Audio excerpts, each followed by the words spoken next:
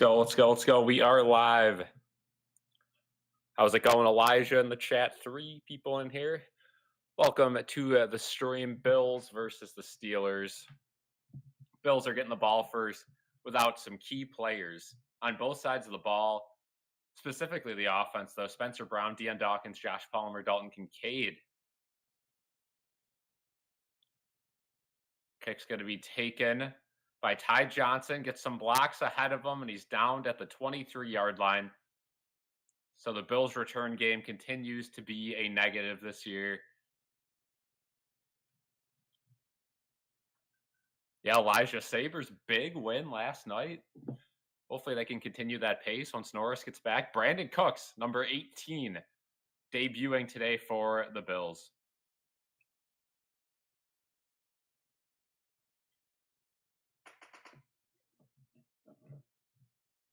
Alec Anderson and Ryan Vandemark starting for the Bills on the line.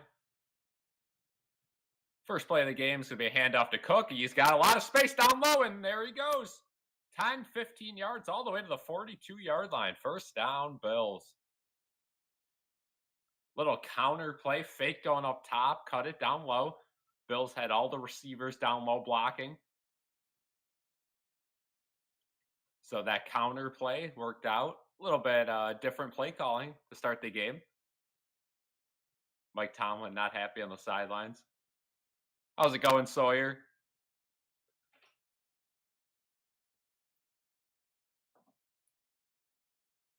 And oh boy, second play of the game is a wide receiver screen spiked into the ground.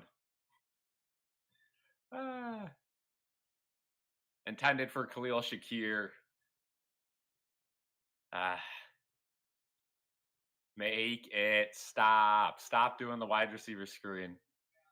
I mean, this is just ridiculous.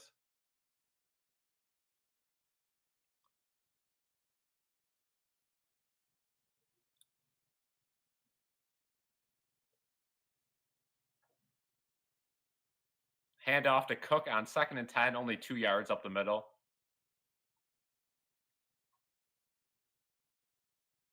Yeah, the entire Sabres roster decided to get injured, and nobody was in a couple streams in a row. So I figured everyone was pretty tired of the Sabres and their shenanigans. So we took a little break. We'll be back to them if they can turn things around. Don't worry, I'm still watching every Sabres game, still keeping up with them. So don't worry, we'll have Sabres content in the future. Just not streaming them because nobody was in the streams. And I mean, I get it. The Sabres are in a tough spot. 3rd and 7. Allen has time to throw. Going down low, wide open. There he is. Brandon Cooks for the first down. Gain of 10.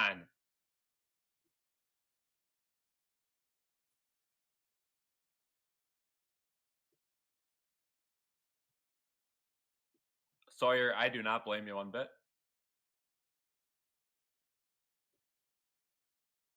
Good to see Brandon Cooks get the ball right away, and Allen took a shot on that play.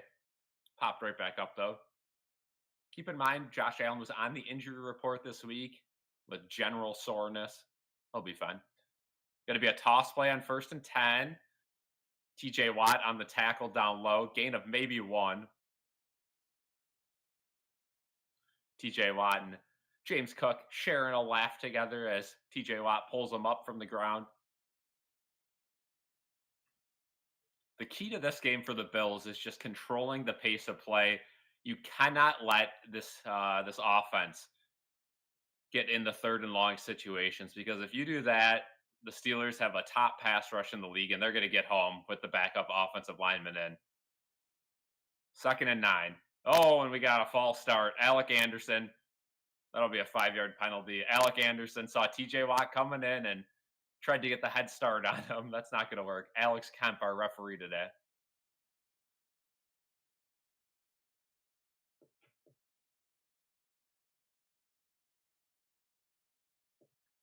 Now it's 2nd and 14.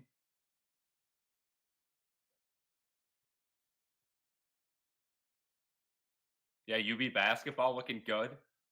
A lot of their wins so far have been against subpar teams, like Canisius, for example, but good to see them back in.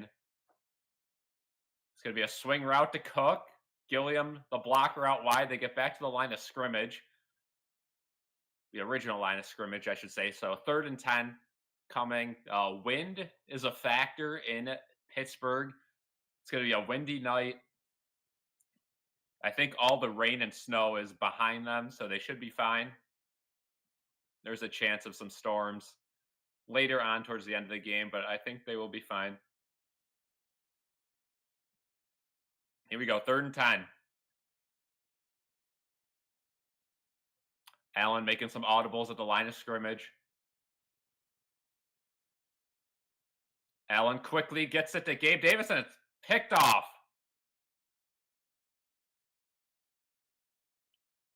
Eccles for the Steelers picks it off. And once again, the Bills offense struggling out here to start a game. And just a bad throw by Allen. Gabe Davis didn't cut over enough. Let's keep an eye on it here. Definitely a pick on the replay. Man.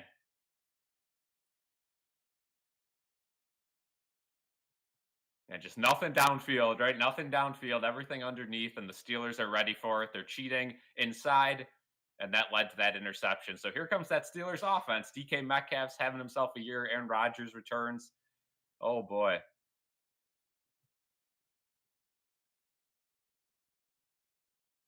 Yeah, sorry. I mean, Canisius, the basketball team's better than they were last year, but still not great.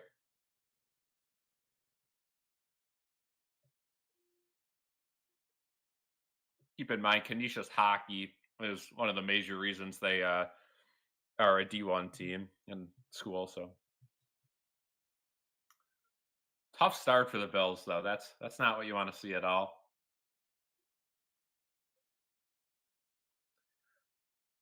Let's take a quick look at scores around the league. Keep in mind, if the Bills lose today, they're out of a playoff spot. Not great. Minnesota, Seattle 0-0.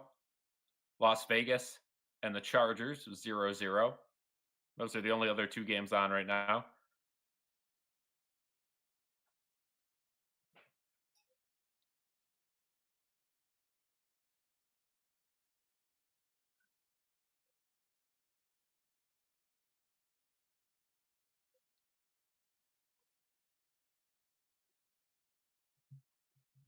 Yeah, I know a lot of Western New York schools have tanked attendance-wise in the last 5 to 6 years.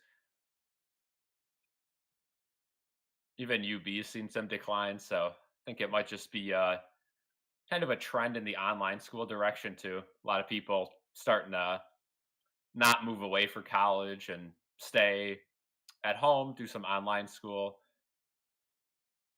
I think that's one of the consequences we've seen in the last couple of years, which, not necessarily a bad thing, just universities have certainly felt that. So we'll see what the Bills defense can do when they get back on the field. I mean, you're going to have to hold them to very few points today because it's going to be tough to score on that Steelers pass rush. I was monitoring tickets to this game this weekend. They started around $100 early on in the week. They went down to $49 right before kickoff. So Steelers fans not wanting to put up with the cold, I guess.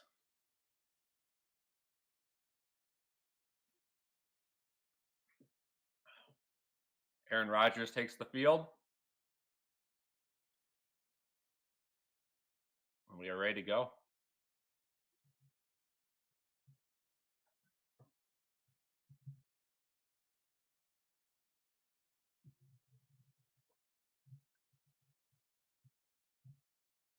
There'll be a 1st and 10 from the 35. First snap's going to be a fake handoff. Down low to DK Metcalf, and it's going to be an 8-yard gain. Greg Rousseau was on the coverage and elected to go after Rodgers instead of stick with DK Metcalf. Probably smart. I don't think he's going to stick with them down the field, so forced it out early, but a good play design to start the game for the Steelers. Keep in mind the Bills' offensive downfall started with that false start penalty. on Alec Anderson.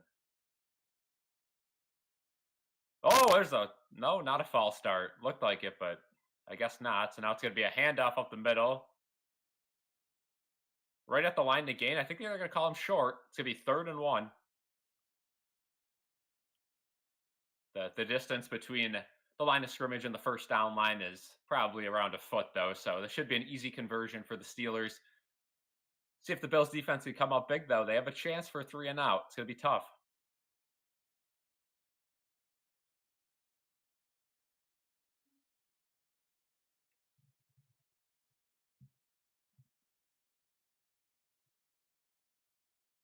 Third and 1. Rodgers hands it off to the fullback, and he's going to have the first down. Maybe a gain of 2 up the middle. It is tough to watch this Bills team. This Bills team that's been so fun to watch over the last couple of years. Just no creativity this season at all. It's been a rough season. Last week, an absolute heartbreaker against Houston. And even combining last year into this, even the wins haven't really been that fun to watch. Right around midfield, 1st and 10. It's going to be a little flick play, and the Bills are all over that. Good tackle there by Christian Benford. Loss of 3.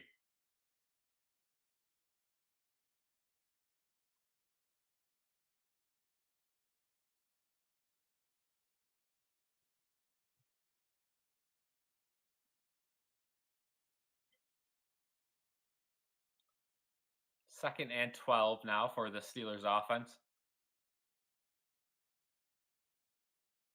A lot of flinching going on that they're not calling on the Steelers line. Rodgers drops back to pass, looks down low. He's going to find a screenplay. Good tackle by Matt Milano. Gain of 3. If Milano wasn't able to make that tackle, that could have been a big time gain. Good job by Milano. 3rd and 10 now. Here we go.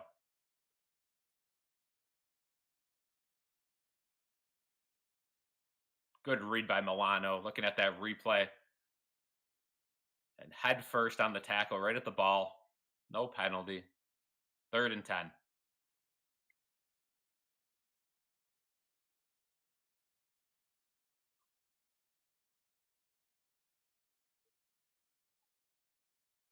Okay, Rodgers hard counting it.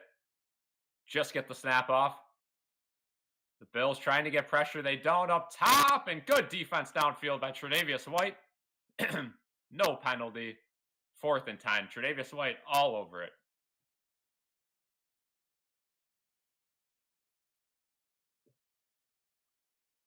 Great play by Tre'Davious White. He never turned around, but there's no pass interference there. Jumped up, blocked off his vision. Austin, the smaller receiver, wasn't able to see it over a jumping Tre'Davious White. Now the Steelers will have to punt. Good hold by the Bills defense. Punt's hanging in the air, and it will be fair caught at the 17-yard line. So we'll pretty much restart this game, right? Both offenses struggle on their first drives. As we'll head to commercial break, 0-0.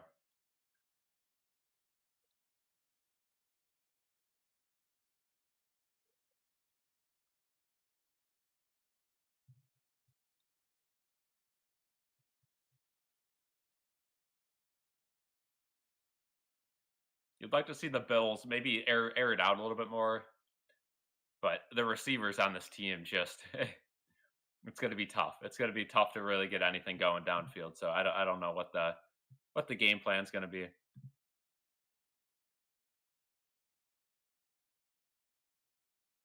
The Chargers have scored a touchdown. We're obviously rooting for the Raiders.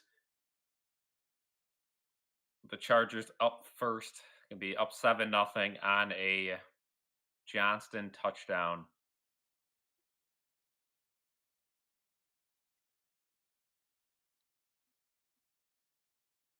Chargers having a sneaky good year. The Texans would be in a playoff spot if the Bills lose today because they have the tiebreaker. So that loss last week could come back to really hurt the Bills if they can't take down the Steelers today.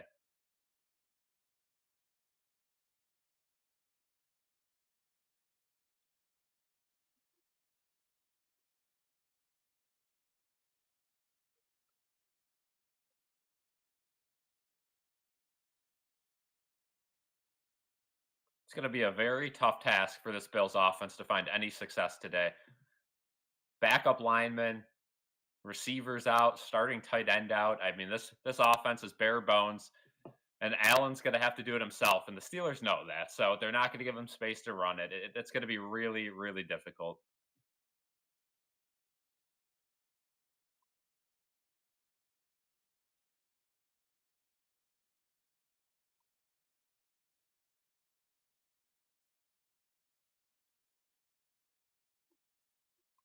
Yeah, Elijah brings up the new stadium. Only a couple more games left in that old stadium for the Bills, and then we will be back in the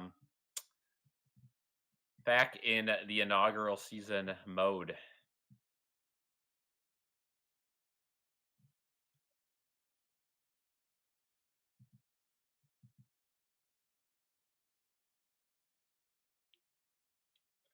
Yeah, 1st and 10, Bills offense back out there. See what they can do. Gonna be a handoff to Cook up the middle, and he wiggles his way forward for around. Oh, it gets dragged for maybe 8 or 9 yards. Good first play on that drive.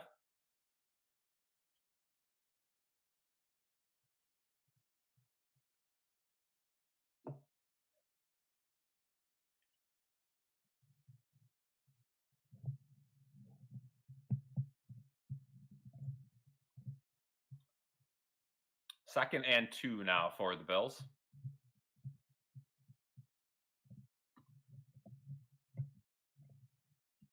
Here we go. Going to be another handoff to Cook up the middle. Be a 1st down and more. Again, good pushes from the Bills' tight ends and offensive linemen. 1st down past the 30.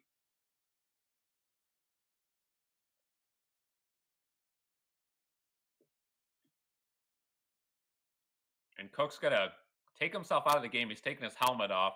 I think his helmet broke on the play. So they're going to get him a new helmet. While they do, I'd assume Ty Johnson will come into the game for the Bills. And it is Ray Davis. No, give it to him. Ray Davis up the middle. There's a big hole for Ray Davis. He's still going past the 45 and down near midfield. Ray Davis.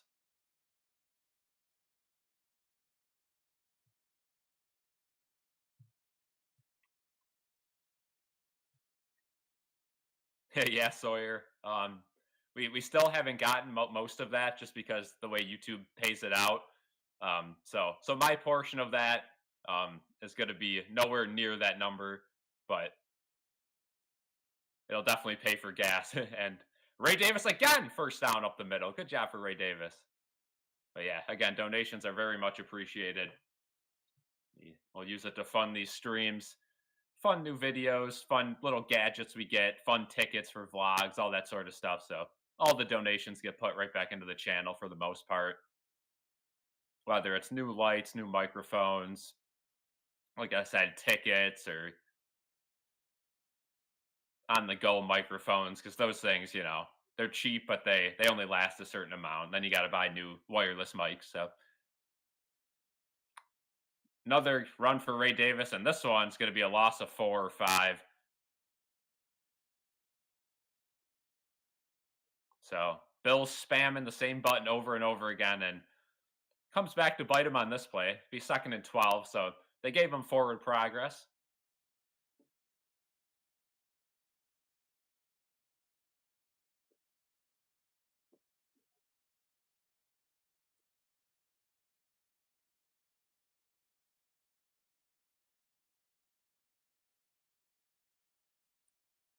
Second and 12, and another false start on Alec Anderson. So that'll back it up to 2nd and 17. Just a drive killer. And he's going against TJ Watt. I get it. He's trying to get off early, but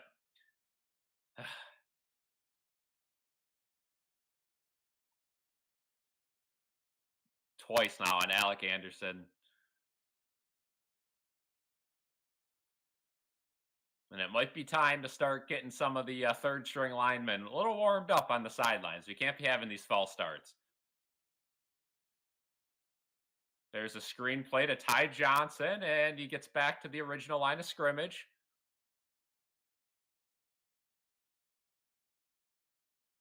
And there's a flag, and I think they're going to call a personal foul against the Steelers. I don't know what happened exactly, but that was the initial motion up. Some sort of personal foul against the Steelers. That's going to be a 15-yard penalty. Let's see.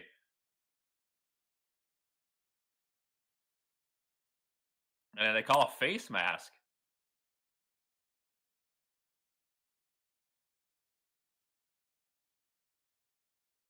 And now they say there's no foul for face mask, no penalty. Replay assist. Yeah, no face mask. So the right call. Yeah, it was David Edwards who grabbed his face mask, his own offensive lineman. So good job by replay assist to correct that. But again, we're going to bring up the inconsistencies of the refereeing, right? Why can they look at that and not this? Why do they change that and not this? I get it. 3rd and 10. The right call was made. But unfortunately for the Bills, that takes away a free first down. Allen scrambling around, has plenty of time on the play clock, but making sure everyone's on the right page. Allen running around for his life. Dumps it and incomplete. 4th and 10, Bills left to punt. Oh boy.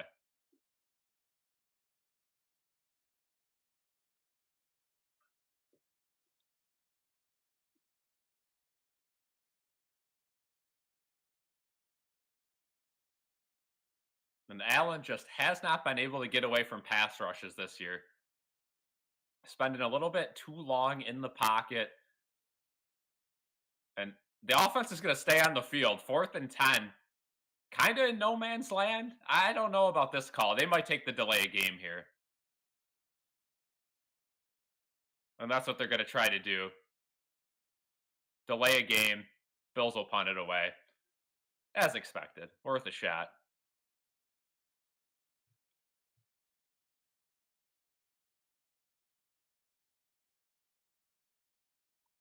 Yeah, St. Bonaventure UB on Saturday.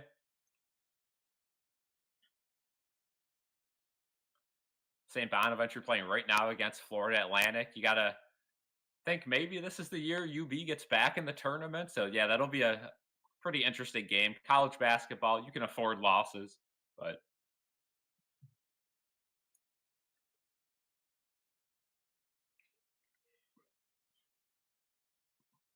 so here comes the punt for the Bills. Angling towards the 10. It's going to bounce and go right into the back of the end zone. Not a good punt at all. And just punt it out of bounds. It's the easiest job in football. Punt the thing out of bounds. Terrible punt for the Bills. And what could have been a really, really nice punt to pin him down inside the 10 ends up being a touchback. And you might as well have just gone for it at that point on 4th and 10. You can't be punting it through the back of the end zone.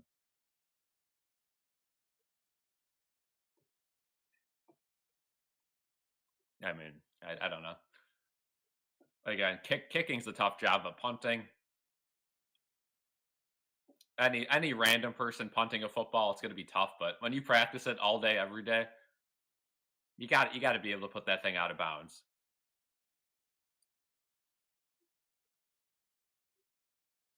And that's the reason we see punters get kind of bounced around the league. The Bills have had their fair share of punters this year. Wishnowski has been certainly good enough to stick around, so I'm not gonna complain about that too much. But we could come back and look at that punt at the end of the game and say, man, if you would have just pinned them deep, could have changed the result of the game. Especially the way the Bills are playing right now. They need every break they can get.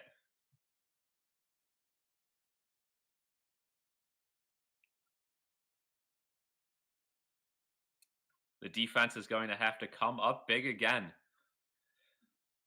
And the good news facing Aaron Rodgers, like I said in the preview short, Aaron Rodgers is a very smart quarterback. He's gonna throw the ball when he needs to, but he's not very mobile. So if you could get a pass rush on him, he's gonna have to just dump it underneath consistently. And with the wind, the deep ball's probably not gonna be all that accurate today, especially the way that the Steelers are moving the ball right now in the first quarter, the way the wind's blowing.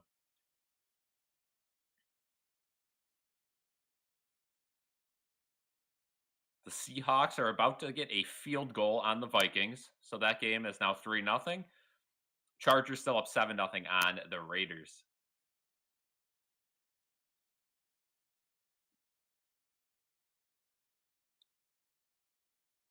This is the fun time of year, right? We got hockey getting interesting, basketball, we got the NBA Cup going on, college football. The next week's gonna be very exciting. Then we get that week off until the playoff starts,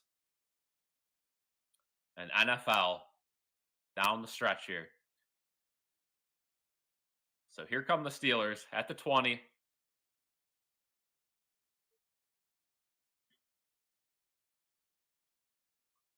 Seeing a good amount of Bills fans on the Bills sideline, but that's usually not a good representation of how many away fans are there. Usually they all kind of pack together on the away side. Rodgers going to do a little toss up top to Gainwell. He gets around the edge. Good tackle by Shaq. And speaking of Shaq, Shaq Lawson was signed to the practice squad earlier this week. So welcome back, Shaq Lawson.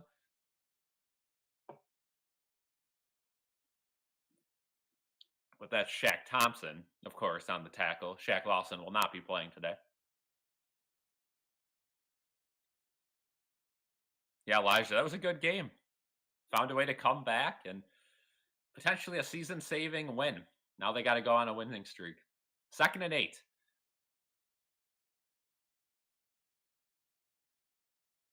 going to be another handoff, this time up the middle. Warren stumbles ahead for maybe half of it. Jordan Phillips on the tackle. Still not used to seeing him in that number 52. It'll be 3rd and 4 for the Steelers.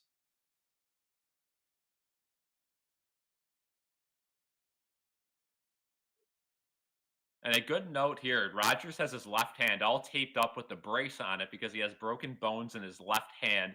Won't affect his throwing, but on the handoffs, he's been doing that little flip pass if it's anything to the right because, these running backs are so programmed to get the ball the same way every time.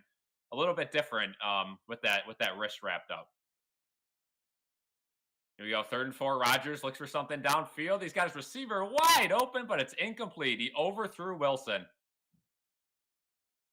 Not happy about that as Rodgers as he trots off, and the Bills defense does it again. Good stand.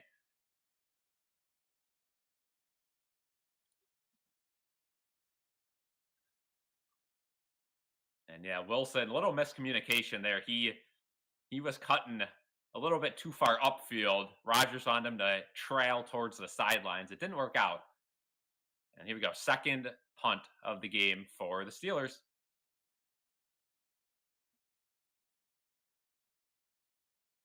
Fair catch at the 22, but we got a flag on a fair catch.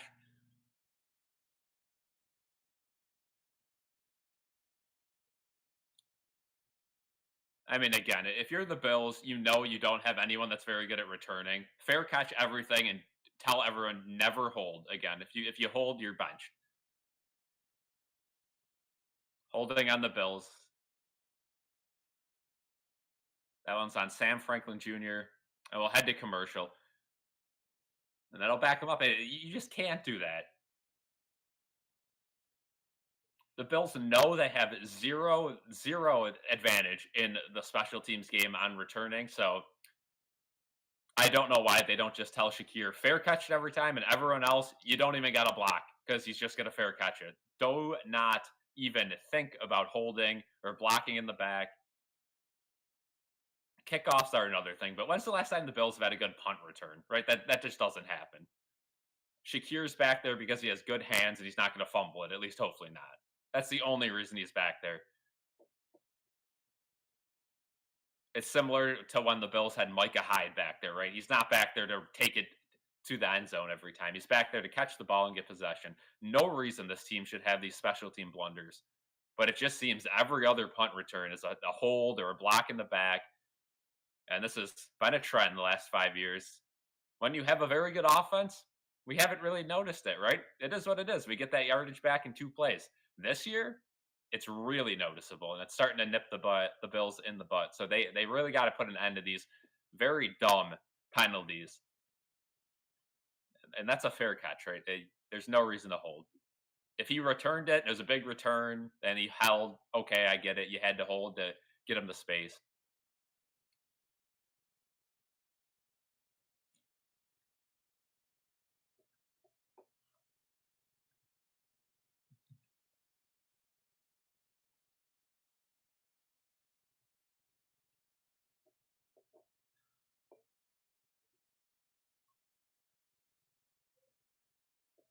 And as the weather gets worse, let me know in the chat right now. Do you think the snowy weather will help or hurt this current Bills team? You always think having a guy like Josh Allen, it would help, but the way this team is built, I don't know. They don't have a lot of speed in the wide receiver area, so it's not like, you're not going to make a guy slip downfield and get wide open, but the run game has been good, and the run blocking has also been good. So I guess if I had to answer that, I'd say it would help them a little bit. But I'm so used to having a weak run game and a good pass game that usually I hate the home field advantage because, yeah, great, we're in 60-mile-an-hour winds and snow. That doesn't help us one bit. This year, it actually might. Of course, this would be the year that we don't have any home playoff games, if we even make it to the playoffs, that is. We'll see. Cook's back out there. Ty Johnson also out there. Two running backs. It's going to be a fake pitch, and now they're just going to throw it down low to Cook. Not a bad play at all. About 4 yards out of bounds goes Cook. So whatever Allen thought he saw, he decided not to throw it downfield and just took his check down completely fine at this point in the game.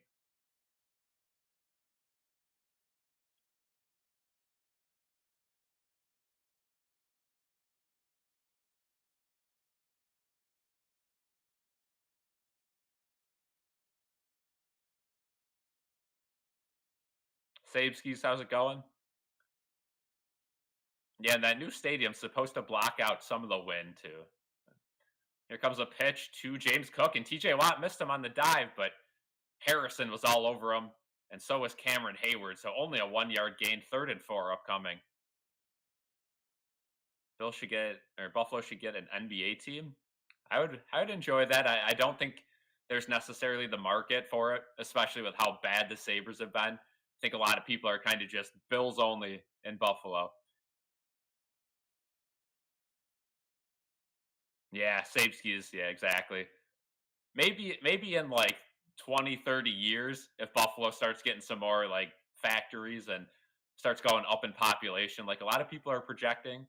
Anyway, 3rd and 4, and drop by Shakir. 4th and 4, and the Bills will have to punt it away. Jalen Ramsey on the coverage.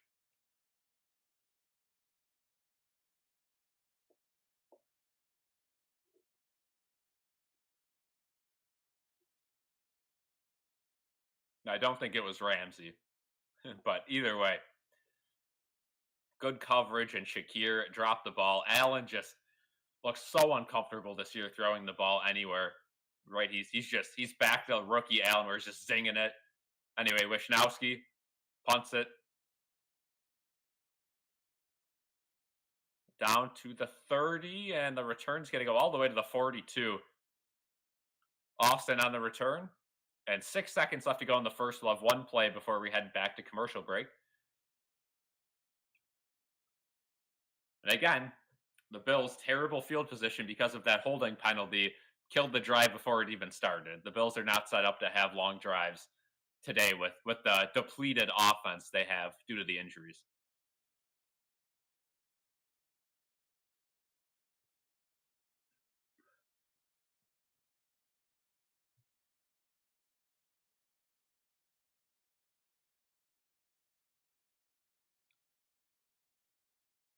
Here we go. 1st and 10 at the 41.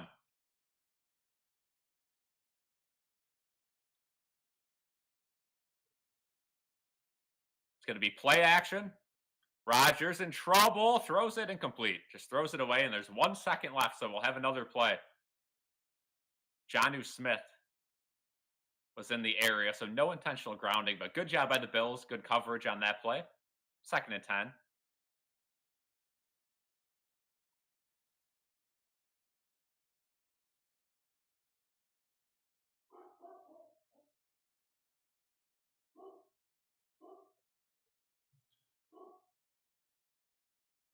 And I don't know if Rodgers is gonna stick around another year after this one. I guess it'll depend on the rest of the Steelers' year. If the Steelers make the playoffs and go pretty far, I think he could very much stay another year. We'll see. 2nd and 10, they hand it off down low, and there's a whole lot of space for Warren, and he's got the 1st down. Jeez, this run defense continues to be some of the worst. End of the 1st. Right at midfield, the Steelers will start the 2nd quarter.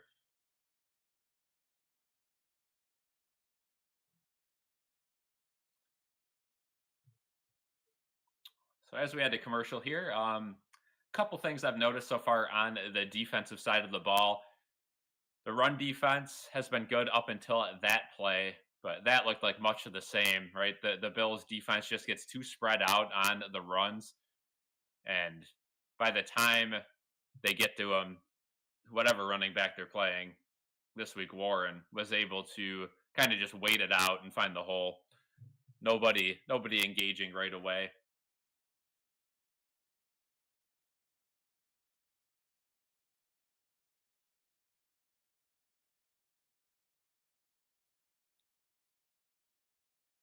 Looks like the Minnesota Vikings are in the red zone. Chargers still up 7-0, and they are driving on the Raiders.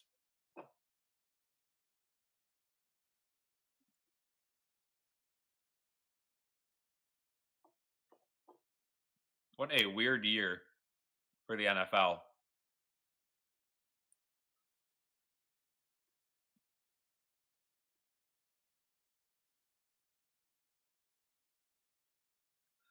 Yeah, I mean, you'd really like to see the Bills throw the ball a little down. I get the win, but it's much of the same. And I mean, nobody gets open underneath, but it doesn't help that defenses know the Bills are just going to scheme underneath, right? They put extra guys in the flats. So until you start airing the ball out, the defenses are still going to just triple team guys that run short routes. And the other guys on routes are usually behind the line of scrimmage. Like we see them run mesh every other play or a wide receiver screen. So it's a very easy offense to play defense against, right? Just kind of pinch, cover the flats, pinch your safeties down, and the run, the run game has been good for the Bills, but you can't run the ball for 15 yards every play. So when you get to 2nd and 12 after a failed screen, when you get to 3rd and 7, you can't run it. So defenses know exactly what's coming. It's so easy to play against, and when an 8-year-old Madden player who plays Madden all day every day could, coach a defense against the Bills, that's when you know it's terrible. And I hate to say it, but I think that could be the case if you put, the best 8-year-old Madden player on the planet and you put him as the Steelers defensive coordinator today and give him the play sheet. I don't think anything changes. It's so obvious what the Bills do. 1st and 10 past midfield.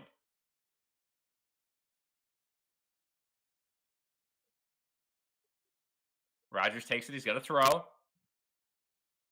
Over the middle, incomplete. Christian Benford, good coverage on DK Metcalf, and Rodgers overthrew him a little bit on the slant. 2nd and 10.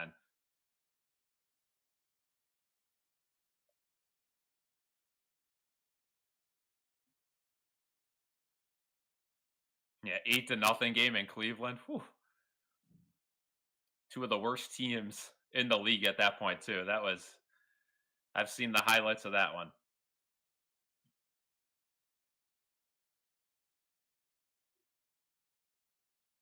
2nd and 10, run up the middle. Good run defense there. Shaq Thompson again. He's going to be the catalyst in the run defense today. Terrell Bernard is out for the Bills, but when I saw that, I was actually a little bit, I don't want to say excited to see Shaq Thompson fill in because he's certainly worse in the pass game, but this Bills defense needed somebody who was a little bit more focused in run stopping at the linebacker position, and that is Shaq Thompson. That is the definition of Shaq Thompson. So good to see him in the lineup today, especially with the win. Missed extra point and a safety. Ooh. Yeah, Sawyer. I mean, I I don't want to disagree with you. Here we go. 3rd and 9. Can the Bills defense get off the field? Pass rush. Bosa's trying to get to him, and they can't. No holding called, and Rodgers downfield, incomplete. Hopefully, no flags, no flags, no flags. Good work by the Bills secondary. Nobody could get to Rodgers. Again, how often do we see it's mind-boggling how the Bills get to quarterbacks and they miss. They get an arm on them, and again, a slow guy like Aaron Rodgers, they still can't get. But then we look at Josh Allen this year, and it seems everyone that touches him brings him down. I don't know what's going on. But the Bills defense once again comes up big. And I'm looking at the field goal flags, and it doesn't look too windy right now, but it's probably on and off. The punt gonna be a terrible punt fielded at the 20 by the Steelers. Again, punt the ball out of bounds. What are you doing? So Steelers pull one off the Bills list there. Another bad punt in this game, and the Bills at the 20. So pretty much the same as kicking out of the back of the end zone. Just angle it out of bounds. What are these punters doing?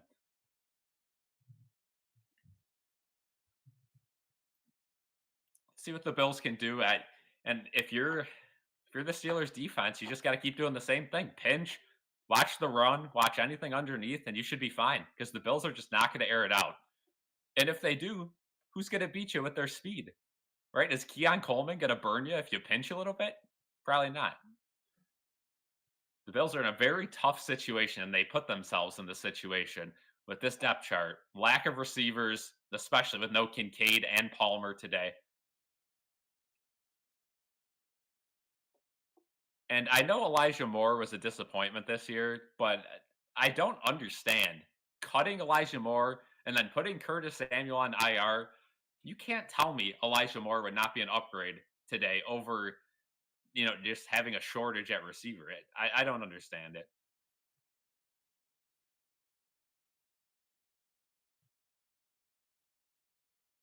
But they've obviously have shown that they don't know how to scheme Elijah Moore open, and they've just used him as an Isaiah McKenzie, and that's not going to work. So hopefully Elijah Moore goes somewhere else and is allowed to play receiver again. But didn't work out in Buffalo. Sucks. Both sides are to blame.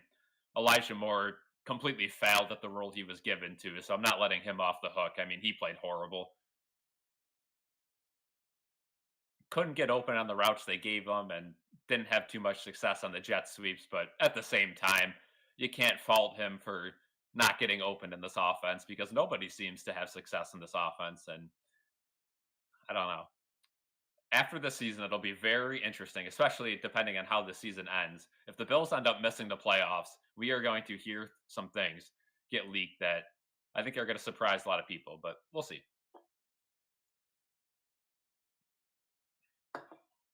We will see.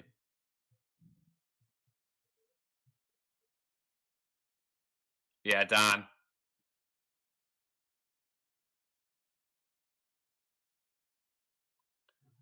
Did I ever say him? Don, how's it going? And yeah, Don is well known to Steelers fans giving you a hard time, I know. So now you don't got to worry about that, I think, unless you got some Steelers fans out there in Kentucky. First play of this drive is going to be a Cook run up the middle for 1 yard. And right, the Steelers know it's coming. They know it's coming. It's the same 4 plays over and over again. Here we go again.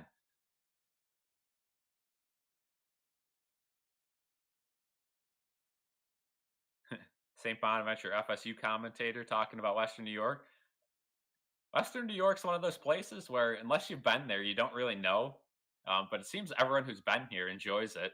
It's just kind of the downtown Buffalo area that could use some work on the east side, on parts of the west side. Downtown's gotten a lot better, though. 2nd and 9, play action all day to throw, goes underneath the Cook, finds the hole, first down, and more. Down at the 34. There we go. So that's been the only thing to get open so far today for the Bills. The underneath check down routes. If they're open, keep going to them.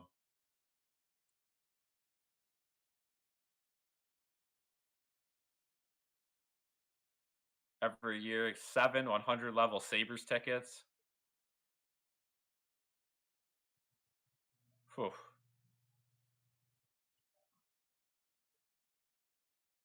Yeah, Sawyer, exactly. Especially if you know the sports culture too and the history behind it. Great place. Allen rolling out. He's going to run it. And he's got about 5 yards. Runs out of bounds. Had TJ Watt on his trail, but a designed rollout. Good job by Allen to just take the yards he was given.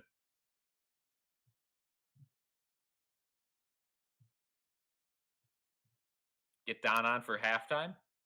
I'm down if he's down.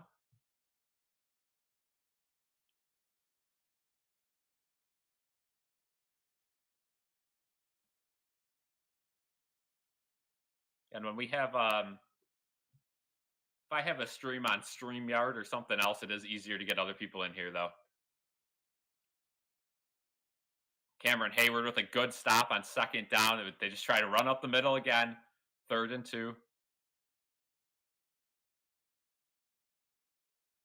3rd and 2.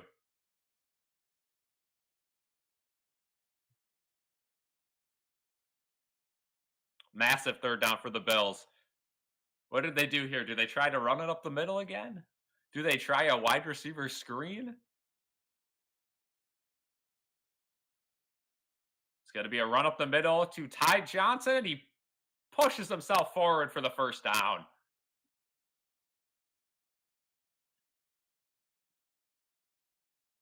And that's, I'll give credit to Joe Brady there. A run up the middle with Ty Johnson. I'd assume the Steelers defense sees Ty Johnson out there. They start thinking maybe it's some sort of screenplay. You don't think you're going to give it to him, and they do.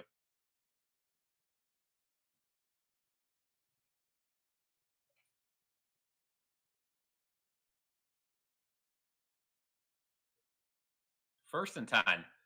Bills putting together a decent drive so far. And they're going to hand it up the middle. Cook bounces it out wide, and he loses the ball. Still out. And the Steelers got it.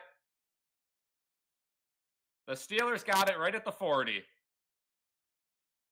I mean, what are we doing?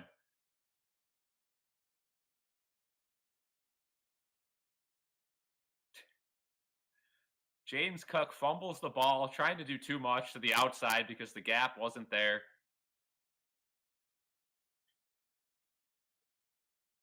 I mean, he just let go of it. It just hit his knee. And then he fell on top of it and couldn't corral it. Because we're running backwards.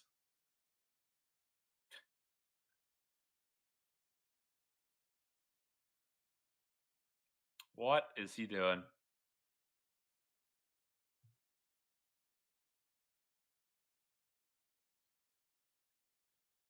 Steelers at the 40 in Bills territory. Off the turnover. Rodgers over the middle. Wide open is Metcalf. And he's got the first down at the 25. The Bills are playing the worst football they've played since Josh Allen's rookie year. This is awful play calling, leading to mistakes. And that's what bad teams do, right? They try to get 3 yards of play, 3 yards of play. You see it in college all the time. If you watch the Auburn-Alabama game yesterday, that's all Auburn did all game. They knew they were the worst team, and they just tried to do a little bit, and they kept fumbling the ball because that's what happens.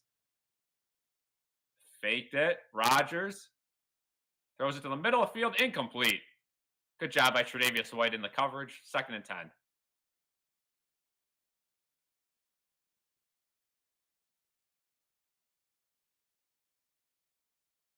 Let's see. Did Tre'Davious White affect this? Not at all. Looks like it was just a straight up drop. 2nd and 10.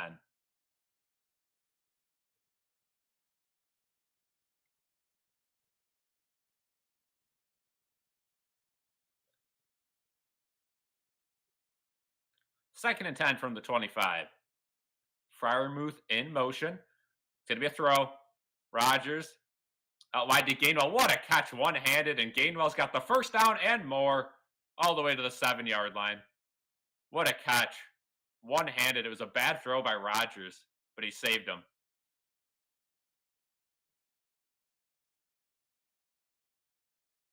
What a catch.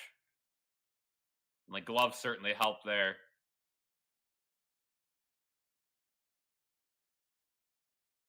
Jeez.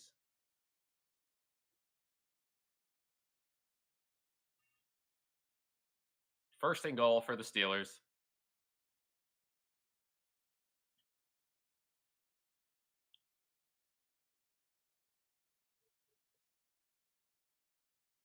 It's going to be a throw. Over the middle, Warren. Tackled at the 2. 2nd and goal.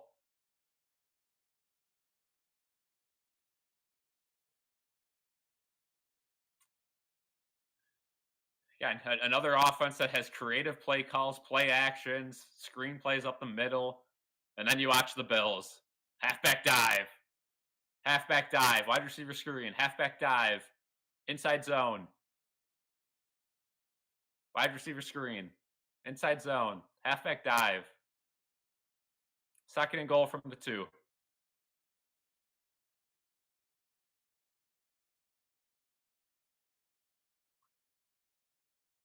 They're going to throw it.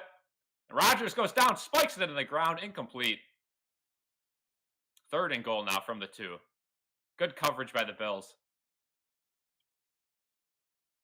Dorian Williams all over him. And they were trying to do a little fade route up top to DK Metcalf. And then DK decided to cut in, then back out, and it just took too long to develop. He avoided the intentional grounding, though.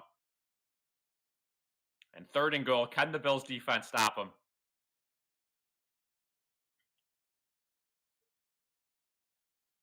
It's going to be a run up the middle, wide open, touchdown. Warren, touchdown. Too easy.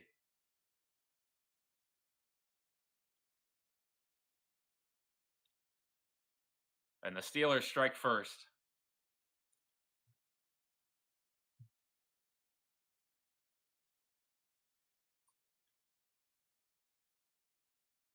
Now there's a flag after the play.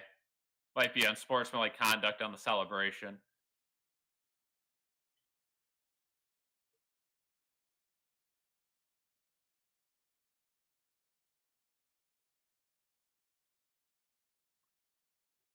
And that's exactly what it is.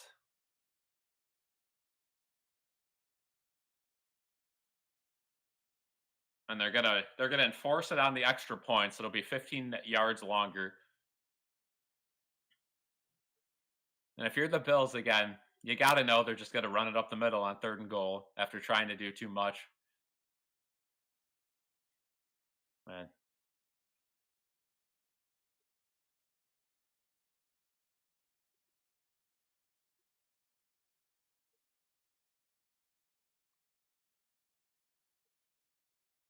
And now McDermott might change it to on the kickoff, which would make a little more sense.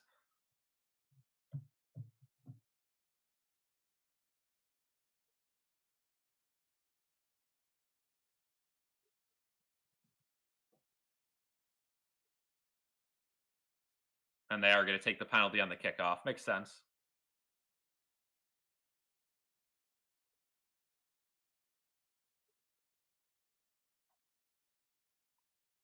The Bills are in trouble.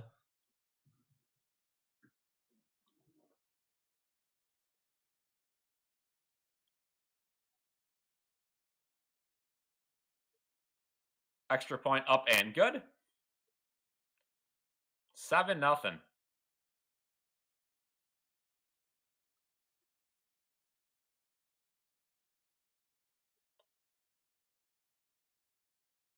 Off a James Cook fumble.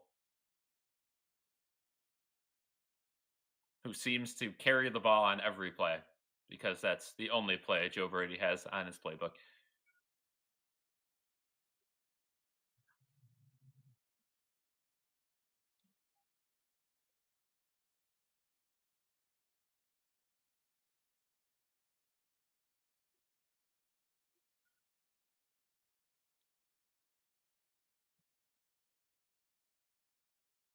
Well, Bills will have to get some form of points here on this next drive. Just stay in the game.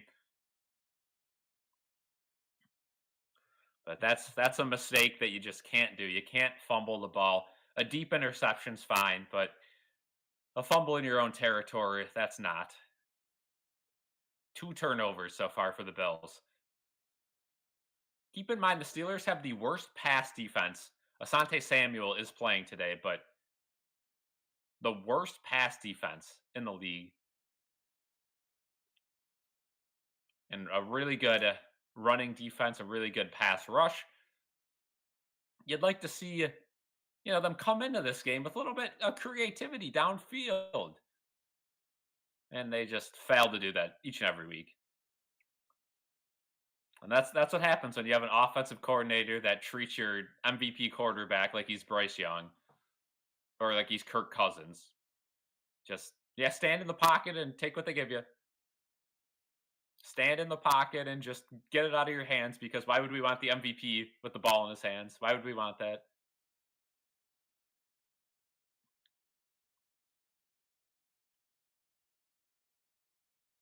And there's just no excuses for it. We see the Chiefs every year take a bunch of no-name receivers. Noah Gray, for example, the backup third string tight end.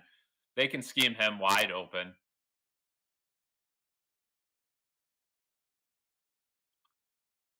I mean, you look at their team with, like Mecole, Hardman, Thornton. This year they got a little bit better receivers and they're actually starting to starting to fail to get them open, but they still do get open. And you look at the Bills and there's just zero creativity whatsoever. And it makes your already depleted wide receiver room just look that much worse when their routes are all 5 yard turnaround button hook routes. And, uh, so now they'll have to kick it all the way from the 20-yard line.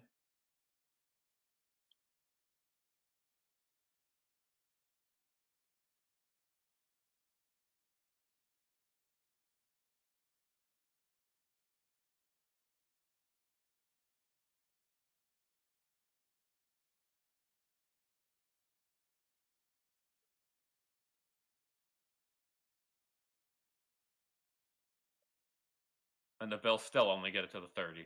Ray Davis. I mean, they don't even have a guy on this team to return kicks. And it's evident when you have your punt returner not on your kickoff returns, right? They're all just there to catch the ball and don't fumble it. From the 31, need points.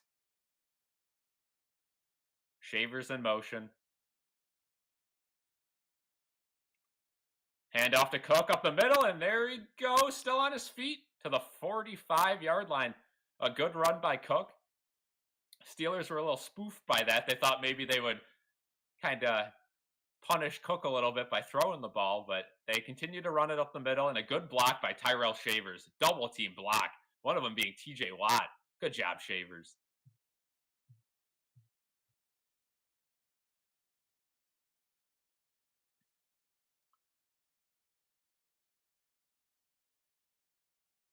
Yeah, Sawyer, it is tough the way this team is constructed. It's going to be another handoff up the middle, and Cook rolls forward for 2 yards. And McDermott is honestly a really bad head coach paired with Josh Allen. Say what you want about McDermott. Some people love him, some people hate him. I'm just making the point that he loves his complementary football, everything working together. When you have a quarterback like Josh Allen, you need a coach that's just all in offense, right? All in to propel that MVP to a higher level and just outscore the other team. And they kind of contradict each other, and it turns into a lot of just you know bad mistakes and mental losses at the end of games. 2nd and 7. Allen somehow avoids a sack, and now he gets blown up at midfield. So a gain of maybe 3 or 4. 3rd and 3 upcoming. Good job by Allen to avoid the sack, but took a nice shot there at midfield.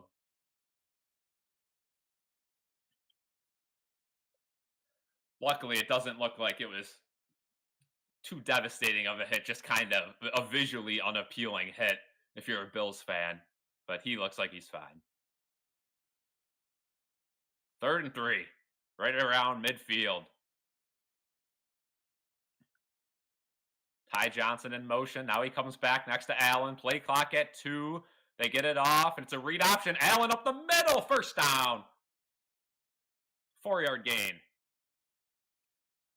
And we're at that point of the season where that's what you got to do. And oh, here we go. Chippiness. Allen going at it with Cameron Hayward. Both guys shoving each other. Of course, the Bills linemen come up to break that up and stand up for their quarterback. And Hayward screaming. Hayward is screaming. I'm assuming at Alec Anderson. He always starts trouble on the field. I don't know what started this here. No, Hayward went right at Allen. Interesting. It's going to be a toss down low to Cook. Got a little bit of space. Gain of 2. And they're trying to rip the ball out of Cook's hands. The last couple times they've tackled him, they went for the ball instead of his ankles or his hips. Keep an eye out for that. They're trying to strip Cook of the ball after that fumble. They know he might be a little nervous, but if you're a Cook, you got to brush that fumble off, right? It's a fluke. It hit your own knee. It's not like they did anything on you. So I don't think he'll be too worried. At this point in his career, he's a veteran. He's not going to get shook by a fumble that went off his knee. 2nd and 8. Ty Johnson, the running back. Oh, almost picked off. Another stupid little play behind the line of scrimmage, and it almost got picked off by Duggar. Jeez. I mean, Joe Brady, what are we doing? Another play where 2 of our receivers are behind the line of scrimmage by 5 yards. 3rd and 8. Another drive-killing play call. Jeez. Do you just run it with Allen here? Try to get half of it? You're probably not making a deep field goal in this wind. Allen, they send pressure. Throws it out wide to Ty Johnson. He's got it, and he is across the first down mark, I think. Yes, they give him the first down, I think. Yes, it is. First down. Good job, Ty Johnson. Allen got it out quick enough to him. Take a look at the replay, and definitely a first down.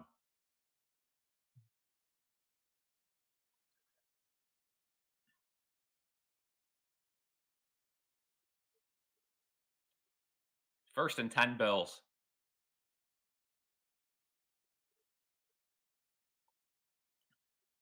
There we go. Tony Romo has said it. Big game, Gabe.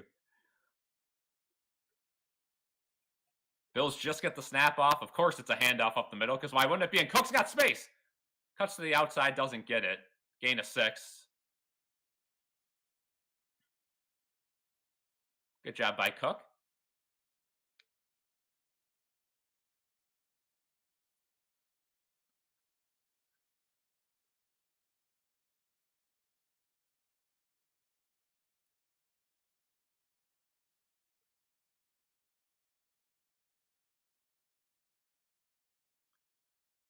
Go 2nd and 3 from the 27.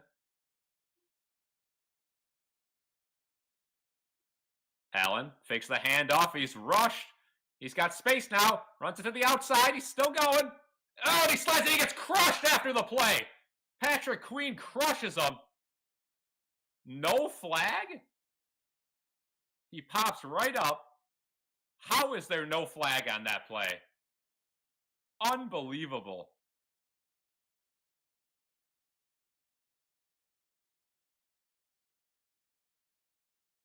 Clear as day. Patrick Queen, not head to head at least. So Allen probably not injured after that, but Fumbled the ball on the play too, but he was giving himself up.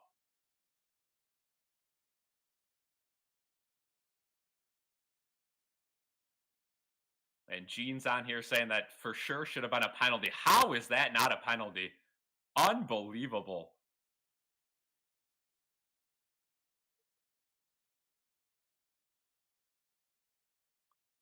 Jeez. Now it's going to be 3rd and 2. That should all day be a penalty. Wow, what a terrible miscall. I don't know how you don't call that. It's going to be a run by Allen again, and he barrels forward for the first down. And down goes Queen. Queen is injured on the play. First down Bills, but that'll stop the clock. Steelers injury timeout. And a little bit of poetry there. Allen plowing over Queen, injuring him. And Allen and Hayward still going at it. Wow.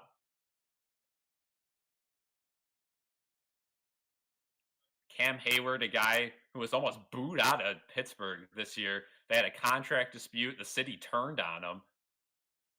Ended up getting his contract situation figured out, and he's still there.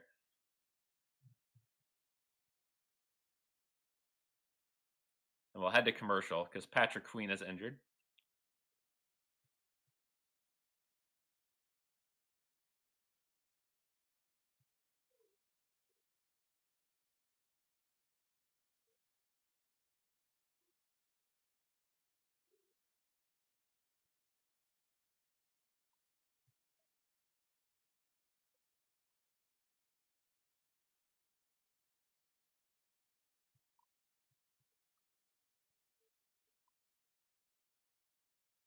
There we go. Sawyer, good to see. St. Bonaventure improving to what, 7-1?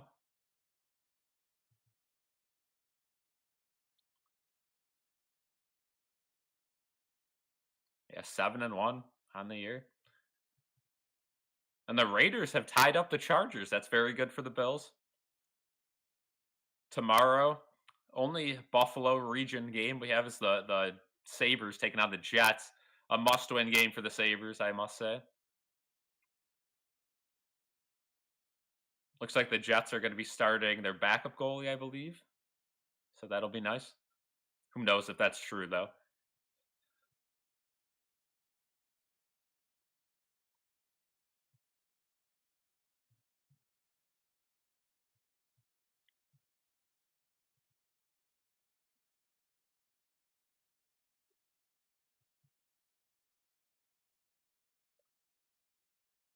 It is. It's getting down to that dicey season in the NFL. The Bills need this game bad. So do the Steelers, though. So it's going to be a chippy game. Next week, Bills, Bengals. Bills still have to play the Patriots, the Jets again. Those division games are always interesting.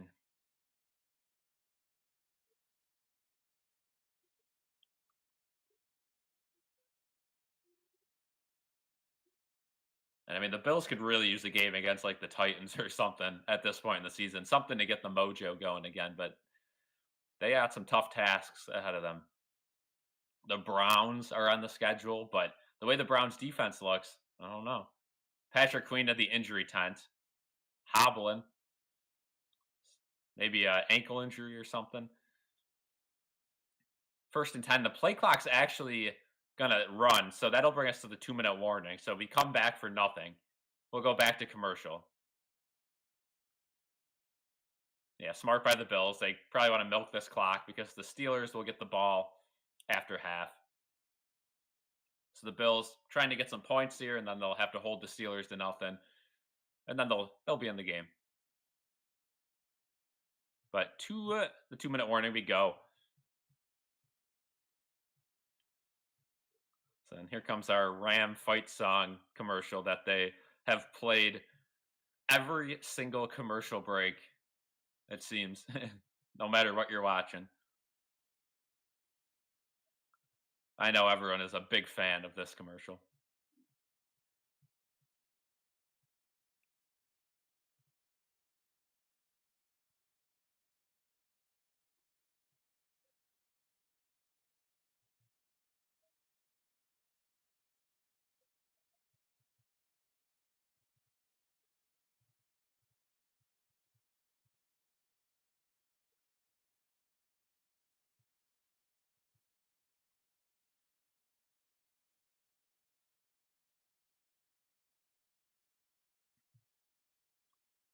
keep in mind if this game is chippy, the Bills have some linemen who could afford, to go out there and get, fined, suspended a game if need be.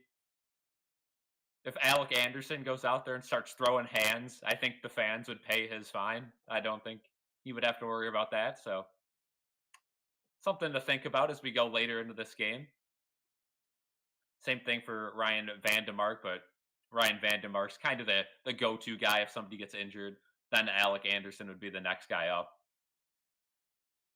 which is a little different. Last year, Alec Anderson was in the game about 30% of the snaps, reporting eligible and, just kind of being that extra lineman. Things have changed.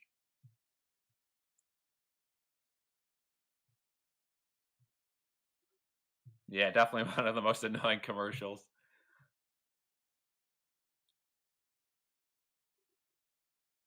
It's also one of those ones that, I kind of find funny though, because so many people are against it that, it's just, if something annoys people that much, I feel like you got to just roll with it. So let's see what the Bills can do here. 2-minute mark in this first half. Bills have been rolling on this drive.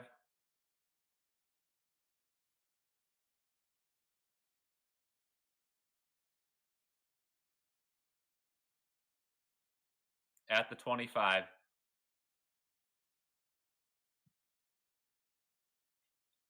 It's going to be a handoff to Cook. He bounces it up top. Now cuts it in. Good move. But he's stopped at the 20. 5-yard gain. Good job, guys. Is that Joey Porter?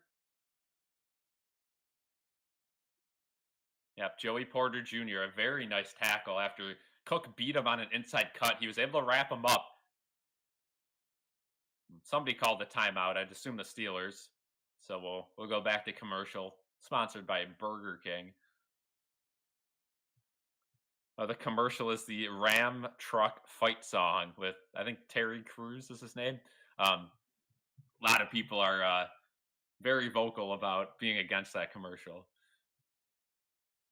I'm sure if you saw it, you would know. Speaking of Burger King, they had the go-to commercial last year. Before that, it was Apple with the talking outlets.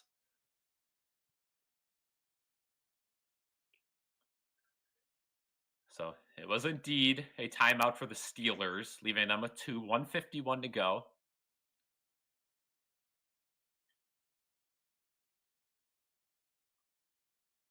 Allen hands it off to Cook again up top, and he's going to have the first down and a little bit more. But he goes out of bounds and pushing and shoving after the play. Now they separate before anything happens. Smart by the Bills. You don't want to get any penalties this close to the goal line. Good blocking outside by Shavers and Porter. Another good tackle out wide, but the fact is getting the Porter out wide is good news because that means the Bills already have probably gotten 5 to 6 yards on the play. Now the play clock stopped. Let's see if the Bills call the timeout maybe now.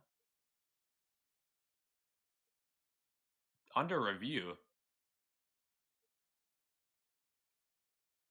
The referee's mic is not working. I'm assuming they're trying to check if he went out of bounds or not on that play. That's the only thing you could really review. See if the Steelers have to use a timeout.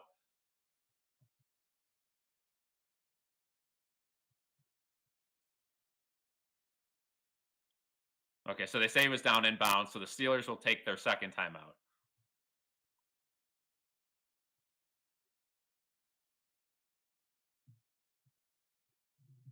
So the Steelers now down to one timeout, clock stopped either way. So that actually went in favor of the Bills. Definitely down in bounds. The knee came down, the hand, then he was out.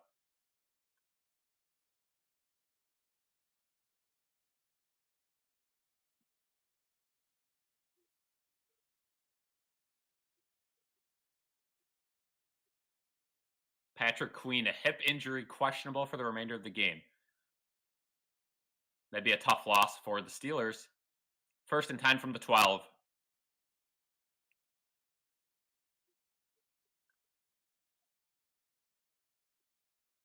Allen Hands it off to Cook to around the 10. Gain of 2. 2nd and 8. Not going to call a timeout there. And Tony Romo calling out Joe Brady, calling the same play 3 times in a row. 7 times so far this game. Commentators starting to keep track of the repetitiveness of this offense. 2nd and 8. Bills are definitely okay milking this clock down as long as it results in points. It's going to be play action, and Allen spikes it in the direction of Knox, and that stops the clock, and now it's 3rd and 8. Another play that's designed behind the line of scrimmage. And even if Dawson Knox caught that, it looked like they didn't have much blocking over there. I don't know for sure what would have happened, but I don't think it would have been a touchdown either way. 3rd and 8.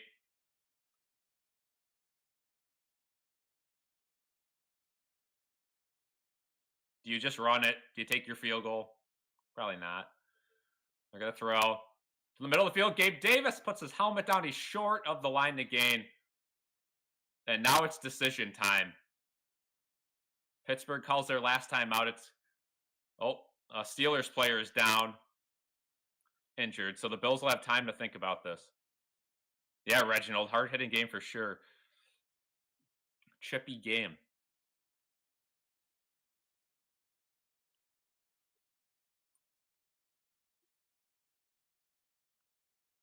So the Steelers use their last timeout, 55 seconds on the clock. The Steelers have a guy down injured. So the Bills will have time to think about this.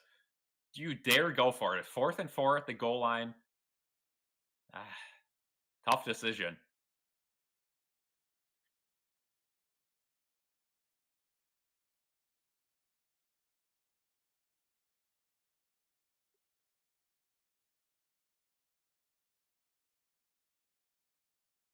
I don't mind them just kicking a field goal here. At the same time, you'd like to send this into halftime tied with the Steelers getting the ball first, but getting the ball first in the second half, I should say. But I don't know. With how bad the play calling has been this year, I don't even want to know what they come up with on a 4th and 4 near the goal line. We will see what they decide to do. If I was to guess, I think they tried out Prater for a field goal.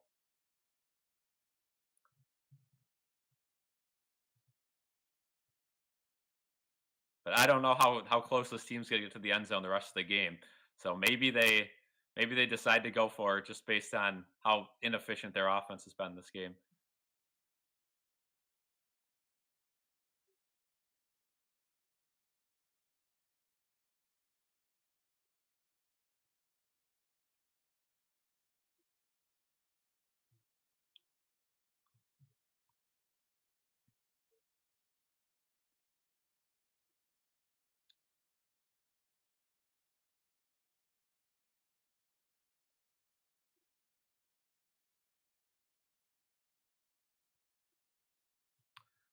Let's see what they decide to do. What do you guys think they're going to do here? Do they go for it? Do they kick the field goal?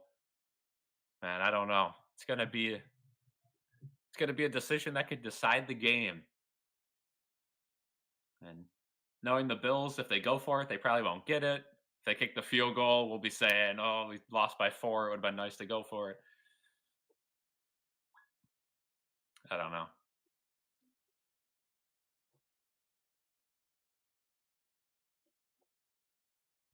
If that ball was incomplete, it would have been easy, right? You just kick the field goal. But 4th and 4, you really only need 6 yards to get to the end zone. So maybe you could hit something underneath. But you best believe the Steelers are going to send some pressure around the outside.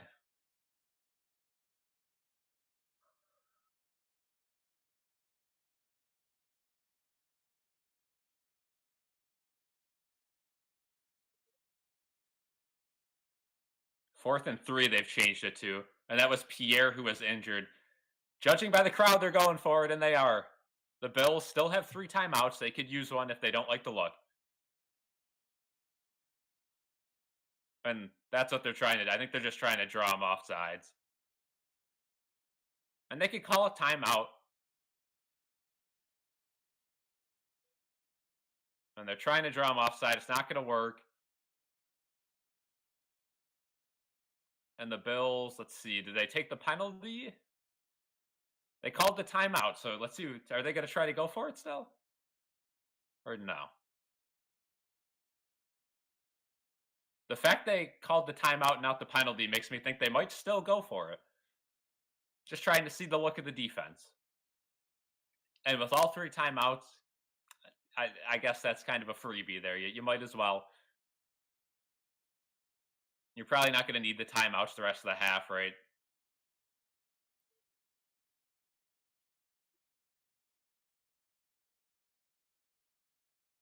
Here comes the offense. Oh boy, here we go. Now the Bills still have the option to try another hard count, take the delay game if it doesn't work, and kick the field goal. So this doesn't guarantee they're going for it. Maybe they're trying to double down on the hard count. Empty backfield. Knox in motion. Heavy down low. 3 receivers down low, 2 up top. Oh, and a false start. Ay, ay, ay. Alec Anderson again.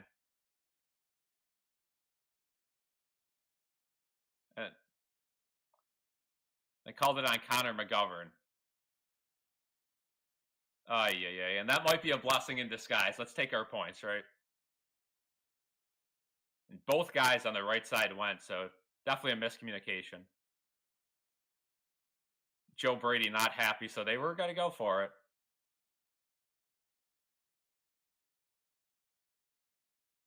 Prater, 27-yard attempt. Come on, just make the field goal. Let's get some points here.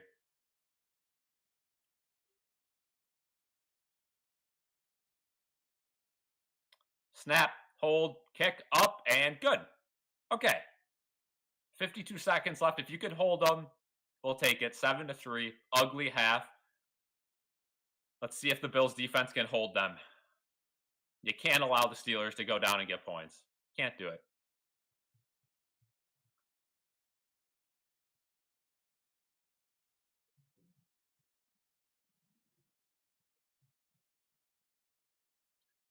The way those two guys moved at the same time, maybe Torrance and McGovern said before the play in the huddle, they were like, "This is a terrible play call. Let's just purposely take the false start so we just get points."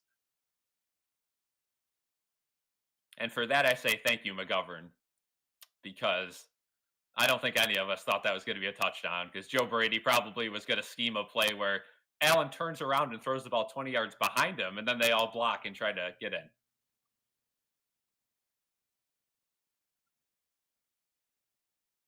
7-minute, 18 drive. Wow.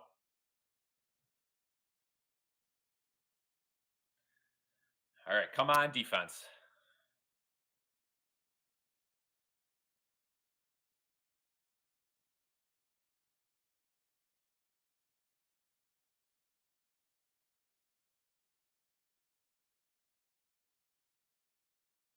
Prater kicks it up. It's going to be fielded at the 4. Good special teams there. Tackled at the 25. Oh, and we got some shoving after the play. Wilson all over it. And there's a flag. Whoever it's on, that's going to be big. If that goes against the Bills, that's going to be a tough penalty. I think it's going to be on the Steelers, though, or offsetting, because Steelers players look a little disappointed. Let's see. And it is on the Steelers. Half the distance to the goal. That's a tough one to take. So it makes the Bills special teams stop even that much greater. And here comes our every year story about Steelers players giving away turkeys for Thanksgiving. Like clockwork, every year they'll show this, just something easy to put in. Which is a good story, but I know people always talk about and they're sick of seeing it, but it is always a good story to put in there. 1st and 10, Rodgers got to throw it. It's going to be a screen play down low. Jonnu Smith, maybe 5 yards. Might have gave them 6. Steelers don't have any timeouts, so now the clock's really ticking here. We're down to 30 seconds.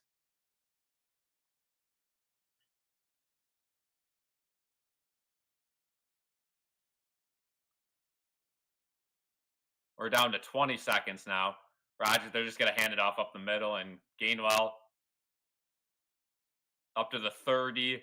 Steelers can't stop the ball or stop the clock. Down to 10 seconds.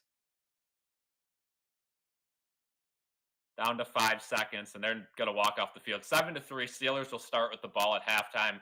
Ugly, ugly half. 2 turnovers for the Bills, the storyline.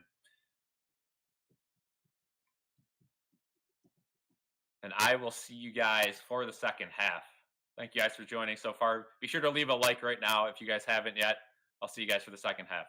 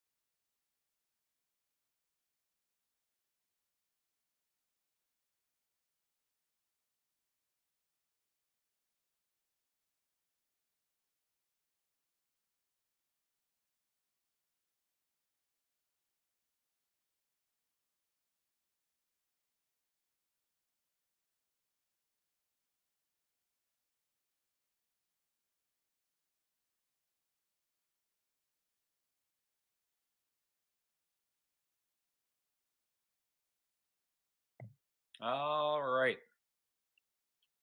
We are live. Back at it.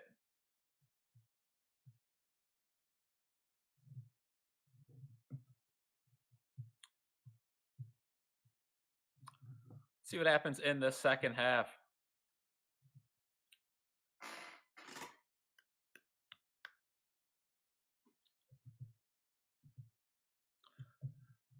Defense needs to get a stop to start.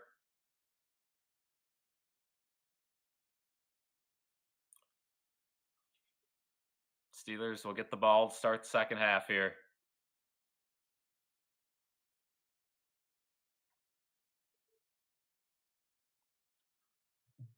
Here we go. Prater kicks it off. It's going to bounce at the 10. Good special teams again from the Bills. Tackled at the 26. Balin Spector, welcome back to the team.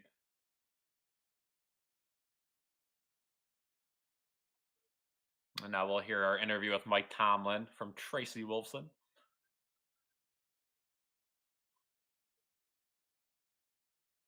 Tomlin said they got to run the ball a little bit more. We'll see if they do that on this first drive of the second half.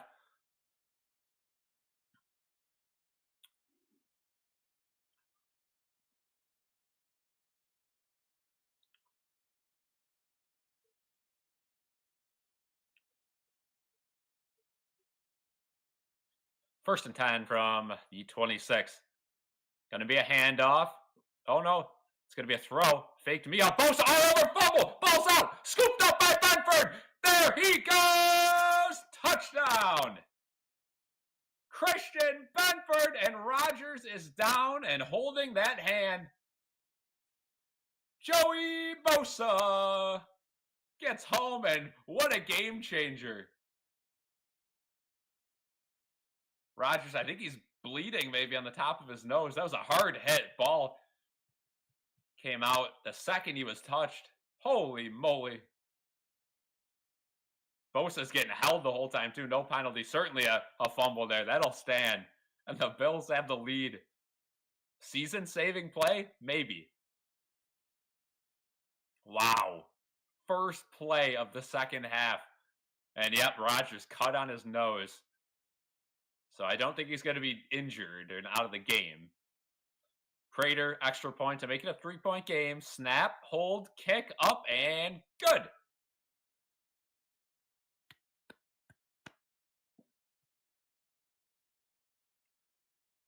Might be the only touchdown the Bills scored today. Defensive touchdown.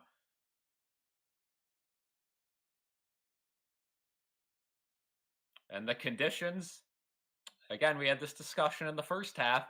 Maybe this defense plays good when the conditions are bad, which doesn't really make sense because their run defense is terrible, but I don't know.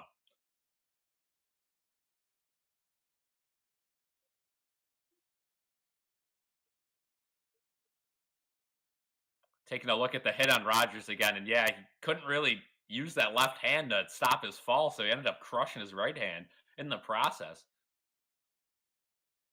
Wow.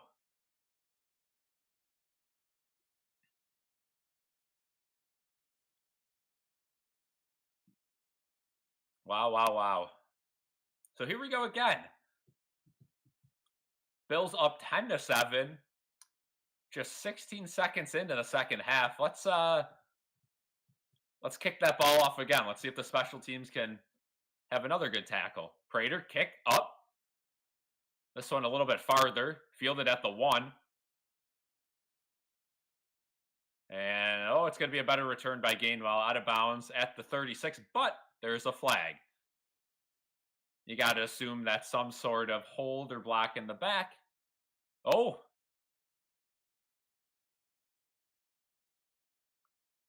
So they call a hold. That'll back up the Steelers. But the reason I said, oh, is because Mason Rudolph is coming out. And the highlight of Mason Rudolph's career is getting slammed with Myles Garrett's helmet a couple years ago. And the crowd starting to cheer for Mason Rudolph.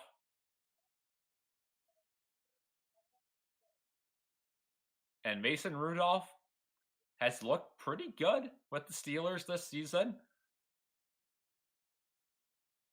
I think he's got confidence. I don't think this is really going to affect the game too much at all.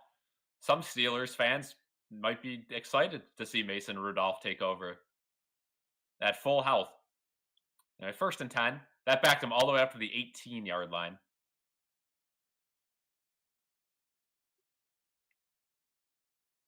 Handoff up the middle. That goes nowhere. Good job by the Bills D-line. Milano, Epinesa, and Daquan Jones on the tackle. Loss of 1.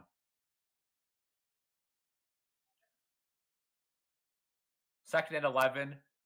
If I'm Pittsburgh, I think I'm scheming a ball to DK Metcalf down the sidelines. You need a spark. I think they'll go deep on this play. Austin has good speed too. Maybe him down the sideline. I think they do a deep pass on this play.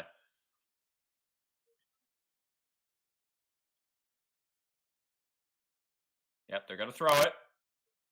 They're going over the middle, and Rudolph spikes it to DK Metcalf. Incomplete.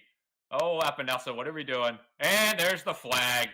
Oh, my goodness. Epinesa took the ball out of DK Metcalf's hands. That's going to be a delay of game penalty. No, they say unsportsmanlike conduct. 15-yard penalty, automatic 1st down. What are you doing?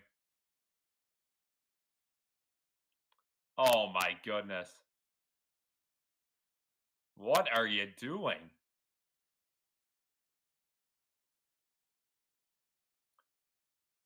So instead of 3rd and 11, take it as a 15-yard gain, 1st and 10. What a bonehead play by AJ Epinesa, a guy who has no business doing that. Has more lowlights than highlights in his career. Wow. Can't be doing that. Just cannot be doing that.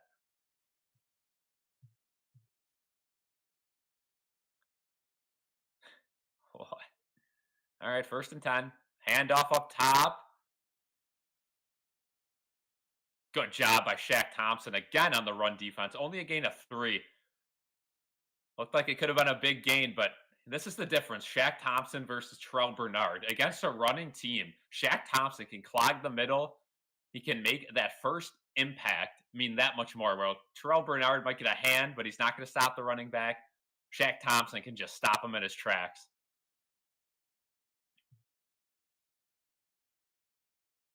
It's going to be play action. Rudolph all day to throw over the middle. Picked off. Christian Benford. Scoop and score, and now an interception. A wild overthrow by Mason Rudolph, as Elijah says, the red-nosed reindeer.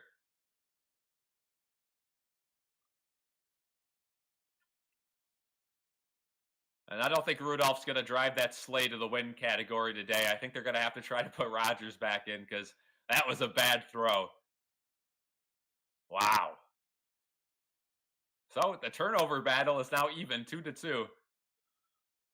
And unfortunately, that means the Bills' offense is going to have to come back on the field. Victor, how's it going? You came back at the perfect time. Bills starting to play good football.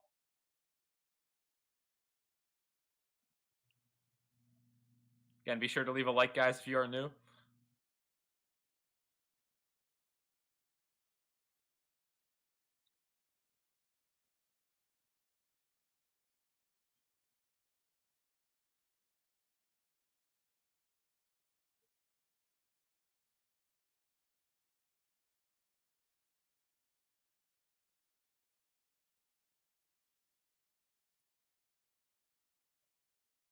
What a job by the Bills defense on those last 2 drives.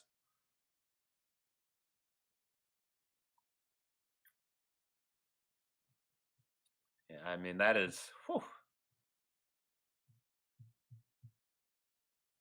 back-to-back turnovers for the Steelers offense.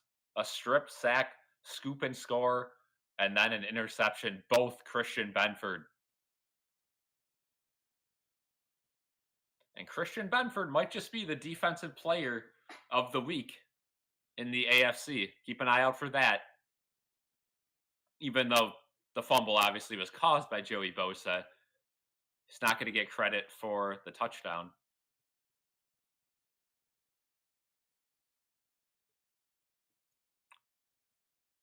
And what a crushing blow it would be if the Bills can march down and score a touchdown on the Steelers and make this a two-possession game.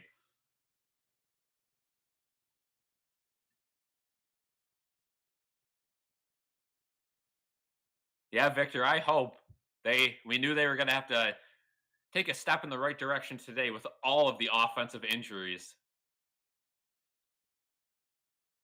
Brandon Cooks has only one reception today, and it was a third down conversion. But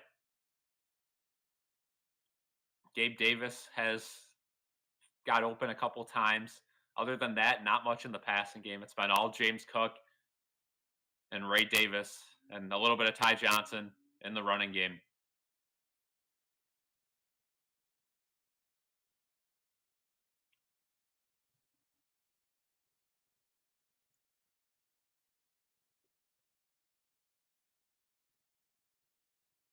First play of this drive, run to Cook, 3 yards up the middle. Every single person in attendance knew that was the play call. They'll still get 3 yards. How's it going, Wyoming?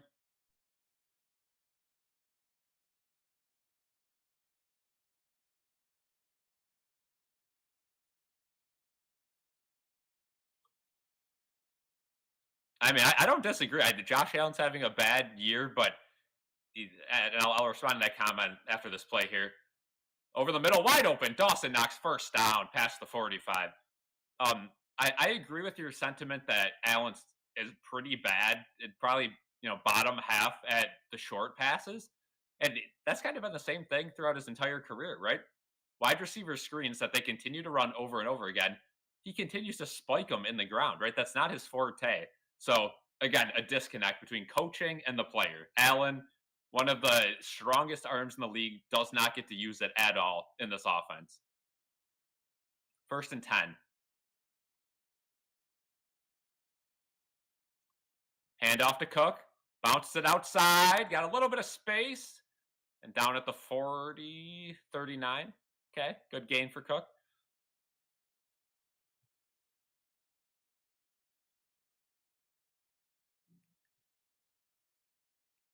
Yeah, Victor, I think I got to agree. I think whether Brady goes and coaches a college team or coaches an NFL team, I don't know. I don't think he'll be here next year, but you never know. Cook up the middle again, and there's a whole lot of space. There he goes to the 20, stiff arming. Hold the ball. And brought down at the 7. James Cook. Yeet.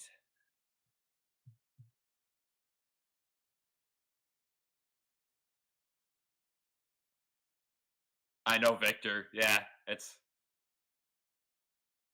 going to hand it to Cook again up the middle, and he's brought down at the 5, gain of 2. Yeah, Victor, it's tough, right? Because if Allen has a bad game, it's much of the same where, Brandon Beane and McDermott have done a bad job, but it's tough to, really go against them because they got us out of the drought. They've given us this success.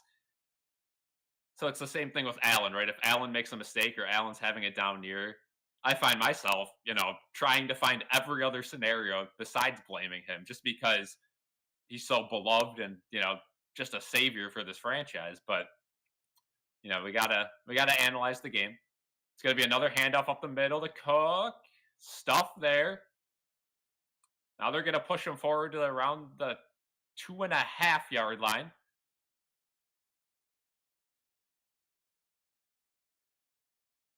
Rodgers has his nose taped up, so we'll see if he comes back in the game. 3rd and short. Do the Bills try and run up the middle again? If the Bills don't get it in the back of the end zone here, the Steelers are one touchdown away from taking the lead. So as much as the momentum has swung in these last few minutes, the Steelers could get themselves out of this. Yeah, do you just run it with Allen? That's what they're calling on the broadcast. Handoff up the middle again. Cook stuffed at the 2. Now it's decision time again. So you could go up and you could try to hard count. You got to keep the offense on the field on 4th and goal right now. Whether you hard count or you take the delay game. See, are they kicking the field goal?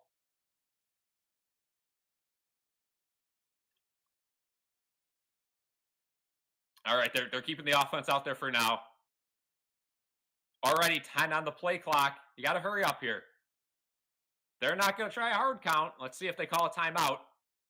I don't love the look. They snap it. Allen, pump fakes now over the middle. Touchdown! Guess who? Keon Coleman. Q, welcome back. Keon Coleman.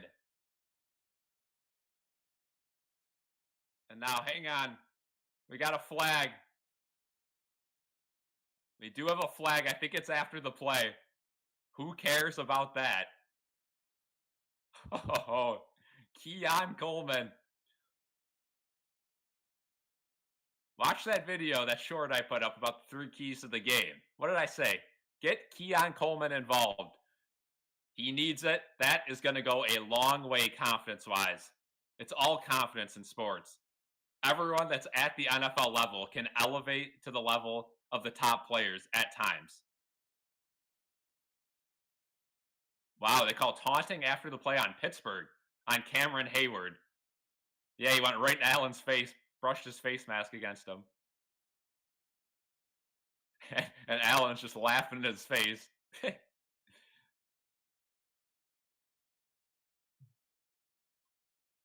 So you can enforce that on the kickoff. And if you're the Bills, then you just kick it out of bounds because that weird loophole where it can only go, 10 yards past where you kick it from. Prater extra point is no good. Maybe you should enforce it on the extra point. Oh, 16-7. That might come back to bite him. And I know it's windy, but Prater has been pretty bad if you look at the stats these last couple weeks. So it might be time for Tyler Bass to start kicking the ball again or finding somebody else, because as much as we like Prater and we thank him for week 1, I think it's time that the Bills start looking elsewhere in kicking, because this is consistently missing a kick a game now.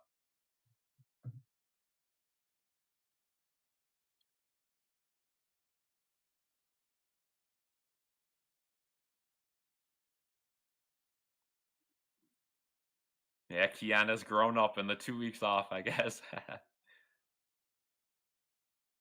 Keon Ironhide Coleman. I like the nickname. Yeah, still a 2-possession game, though.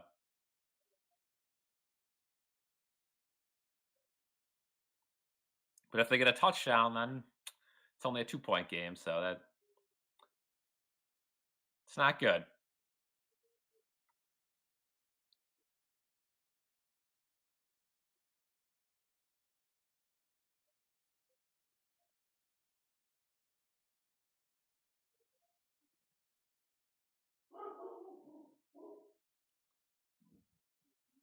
What a swing in this game.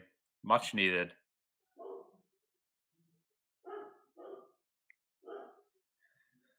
And if you're AJ Epinesa, you are going over to Christian Benford right now and really thanking him, because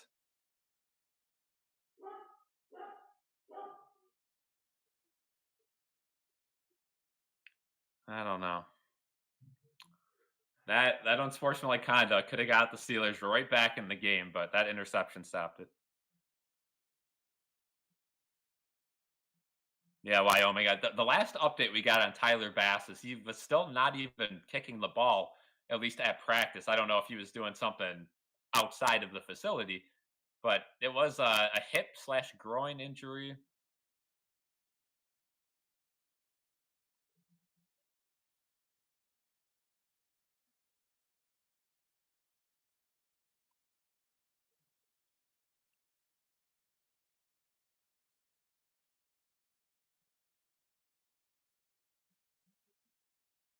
And on that 4th and goal, Keon Coleman getting open, just good pump fake from Allen to buy time on that play. Rodgers has his helmet on. It looks like he's coming back in.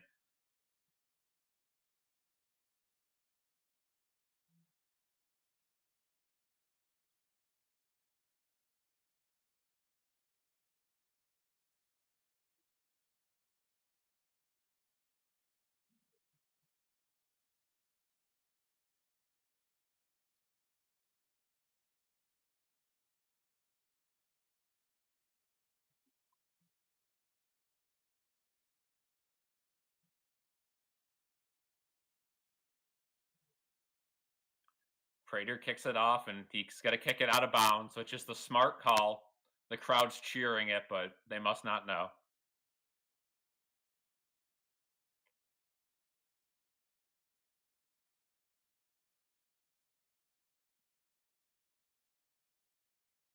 Yeah, definitely an incredible touchdown.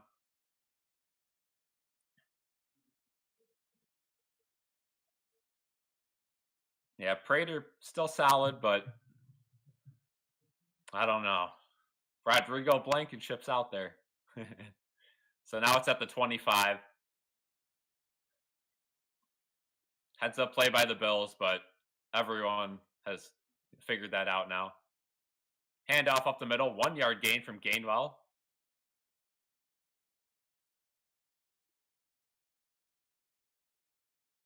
So now the Bills are kind of playing the defense that they are used to facing. A defense that is looking for the run and adjusting to the pass.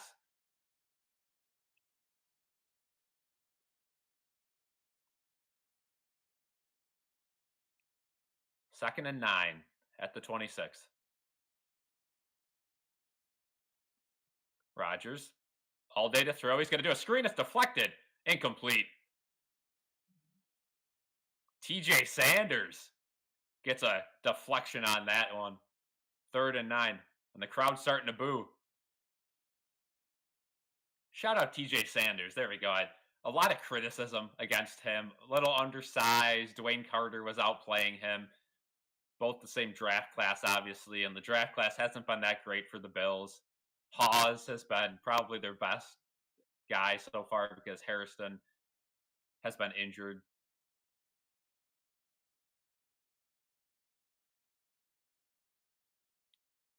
Third and 9. They're going to run it, and Gainwell is a yard short of the first down, like a yard and a half. So I don't think they're going to go for it. Steelers going to have to punt. Yep, here comes the punting team. Wow, running the ball on third and long. And not the worst play call because they almost got it, right? Breaking one tackle would have been a first down. But obviously, if you're a Steelers fan, you run the ball and you don't get it, you're going to be disgusted. Watch the fake here, though. It's not a fake. They punt it. Be safe, Shakir. Fair catch. Smart. And he catches it at the 16. Well done. All right. Bills up 9. Got the ball. Head to commercial. Aaron Scrooge Rodgers. Victor has friends who are Steelers fans. Not too happy. The thing with Mike Tomlin, a lot of people compare him to McDermott. He gets there. He makes the playoffs. He's over 500 consistently, but when it comes down to it, does he get the job done? Recently, the answer is no. So,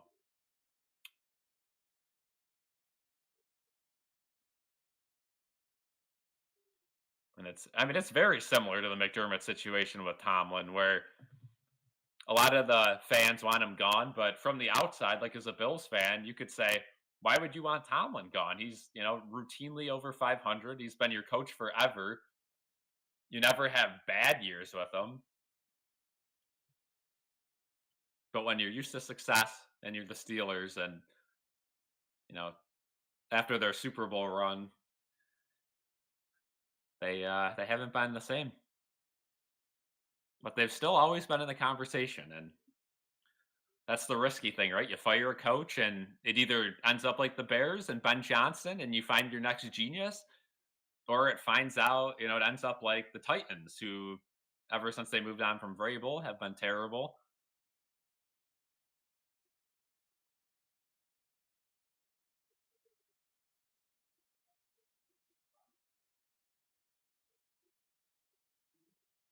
And you bring up Vrabel. I mean, you could look at the Patriots, right? They made some mistakes before they finally found a competent head coach. It's a risky business.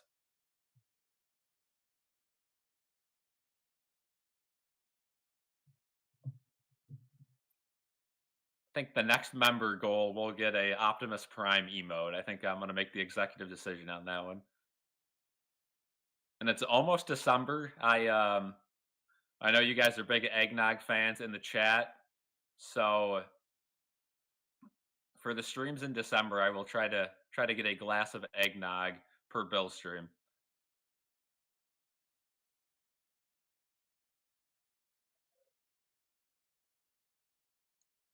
Here we go. Big drive for the Bills. Got to assume they play it safe up 2 possessions. We'll probably see some runs up the middle. Probably won't turn into anything. You never know.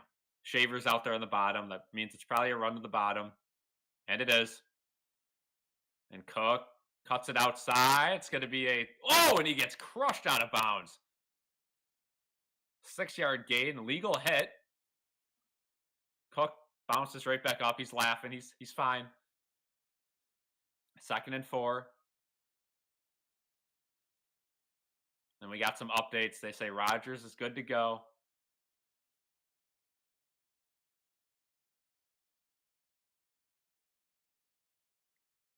And Patrick Queen is out the remainder of the game.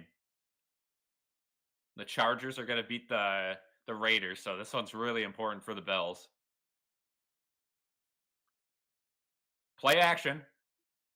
Allen doesn't see anything he likes. Now he finds Hawes, stays in bounds. First down. What is he doing there? Oh, boy. And Hawes stays in bounds. I don't necessarily love that move by Hawes. He had 3 guys on him. I would have just went out of bounds, but he wanted it. First down, Bills. Yeah, and they're showing the Chargers going up 21-7 on the Raiders.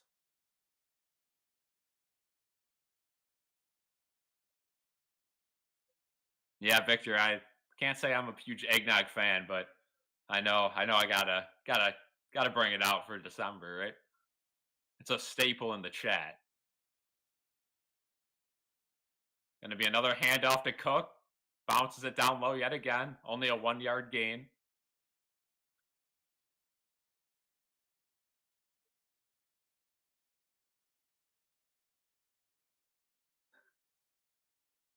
And Cook looks to the sideline and says, "All right, I'm done." He's gonna take a play off.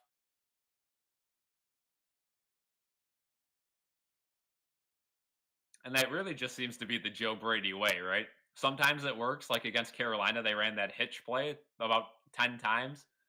They just kind of pick 3 plays and rotate between them. Say, this is your weakness. Until you fix it, we'll keep going. It's going to be a throw here. Allen has all day, rolls out. No flags. He's got nothing but green grass ahead of him and runs out of bounds for the first down. 1 yard past the sticks. First down, Bills. Good job by Allen and a good job by the offensive line, giving him time and blocking around him instead of into him.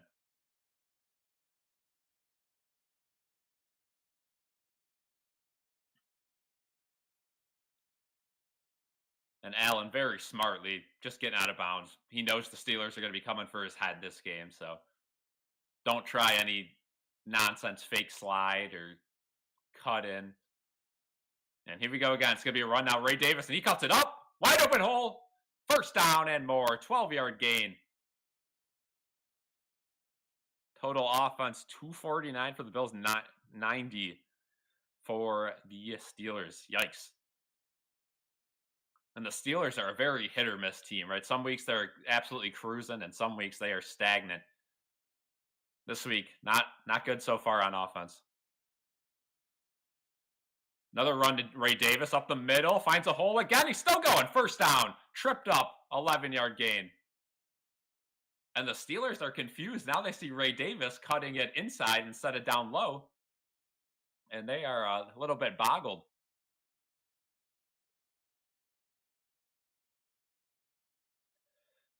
Good blocking for sure. And without these receivers, it seems like Hawes, Knox, and Shavers are on the field every single play, and they're very good blockers. I think they got Keon Coleman up top. Let's see if they take a shot down deep. Nope, another handoff. This time, nothing. Davis stuffed at the line, no gain. Now it's 2nd and 10.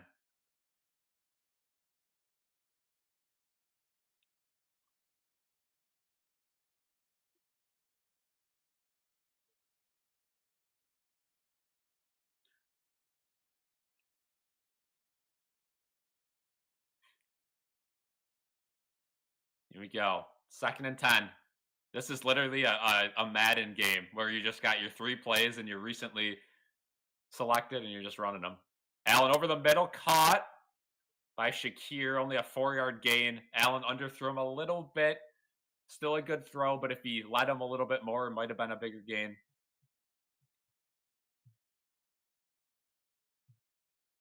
3rd and 5 now.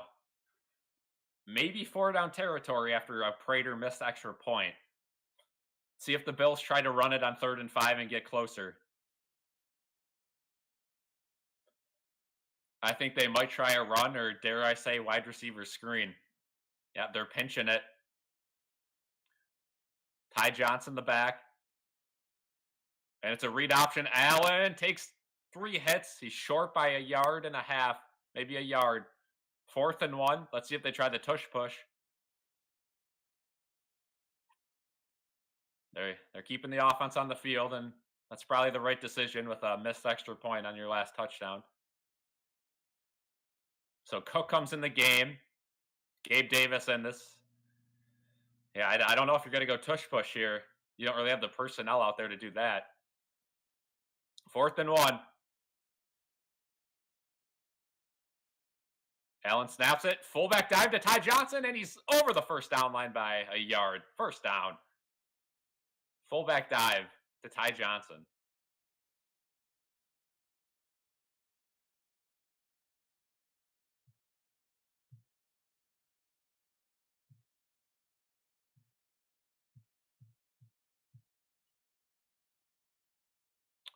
And Bills are just ticking this clock down. 1 minute to go in the 3rd.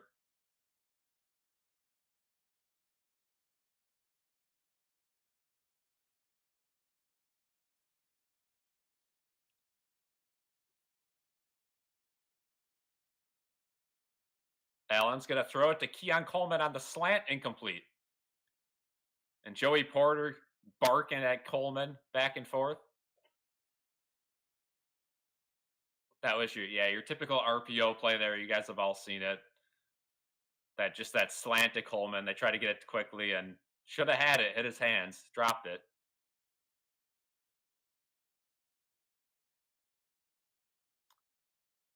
And you would like to see them, everyone's seen that play before. Maybe try an audible out of that where you fake the in, cut it out. You got a little peak zone bubble look. Oh boy. Allen, finds Cook out wide and first down, stays in bounds. Did they say he stayed in? I think he did, down to the 5. Good job by Allen, sticking with all his options and put it right on the money to Cook. Let's see if he stayed in bounds. Close. Need the other angle. Here we go. Let's see. Yeah, stayed in. First down. Wow.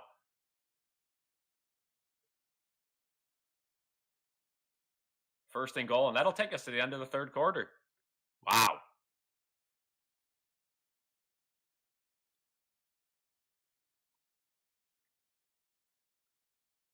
And heavy boos as the Steelers walk to the other end of the field. So that scoop and score really changed this game. That was the play to do it.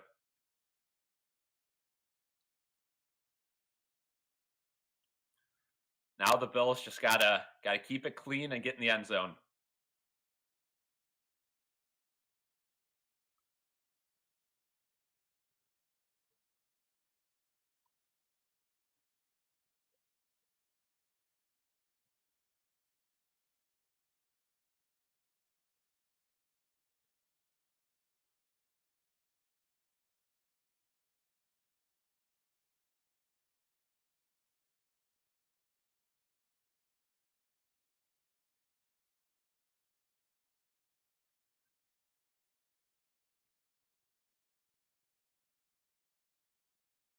Yeah, 2nd straight game, Prater's missed an extra point. That is not going to do it in the NFL. So we'll see if there's any changes made. I know there's some wind, but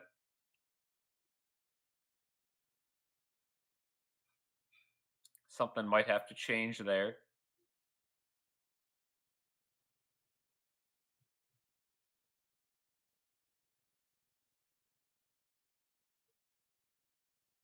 Could just be a fluke, but if he misses another one next game, I think we'll definitely see them at least bring in some new guys on tryouts.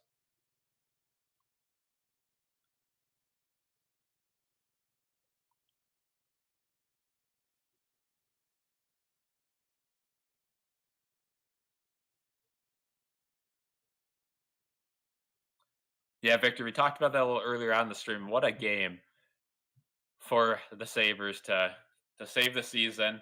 Now they got to go on a big win streak, though. You got to start winning 3 out of 5, 3 out of 5, 3 out of 5, or 2 out of 3. Um, they're still out of it, I think, by 5 points. Still early on, they get Norris back, so they're getting healthier. Hopefully, Kesselring can come back soon.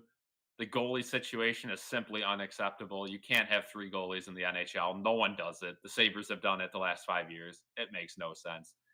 You got to get a goalie hot. And if they can do that and they stay healthy, I think they're going to start winning games. It's just, can they get on that roll? Can they get on that pace to make the playoffs? And they put themselves in a hole yet again.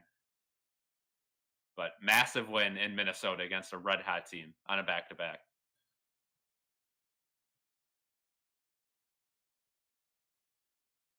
The last three Bills wins have come after Sabres wins. One Buffalo, baby. Allen, he's going to throw it. Shakir drops it. Oh, it was wide open. Would have been a touchdown, but ball was behind him.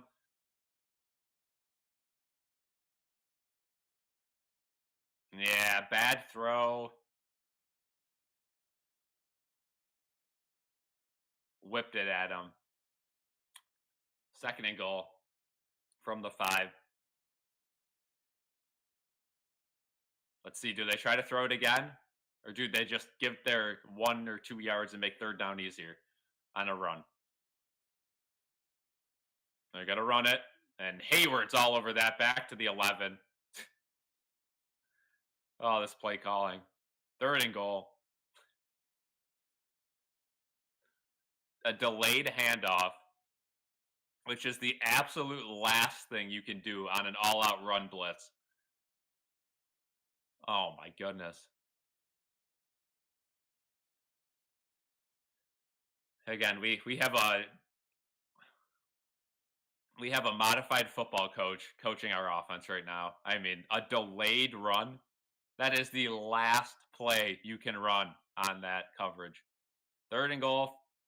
They're just going to run it with Allen. He goes up top. Now he cuts in. He's still fighting. He's pushed. Touchdown! The offensive line pushes them all the way across. What a job by Josh Allen. And he screams at his lineman. What a touchdown. What a statement. The Bills go up big.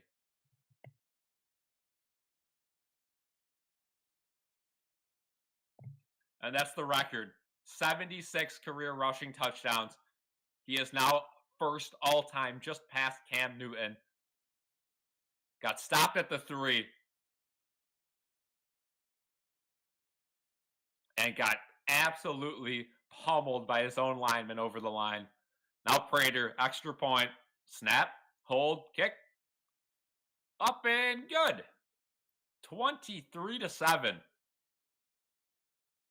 23 straight points for the Bills.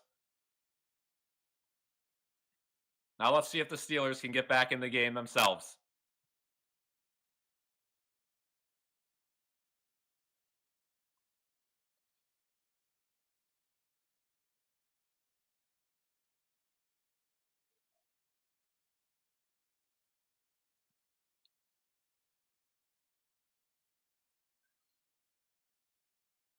Great job by the Bills offense to bounce back. Despite some inept play calling, they're able to push that out of the way and use their sheer strength to push Josh Allen over the goal line.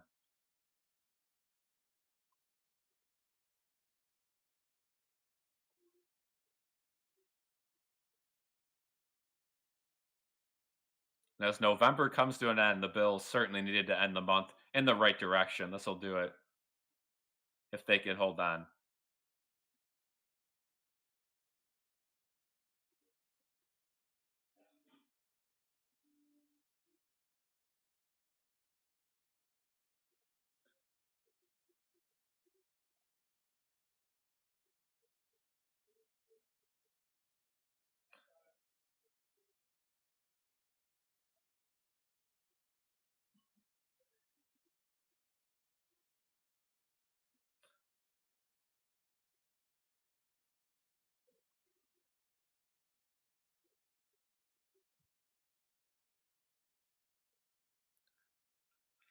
Bills defense, they gotta get a couple more stops and they'll be good to go. Can they do it?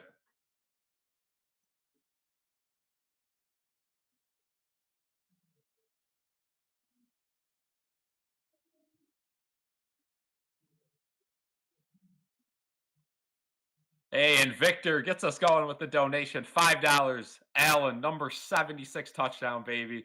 W Victor in the chat.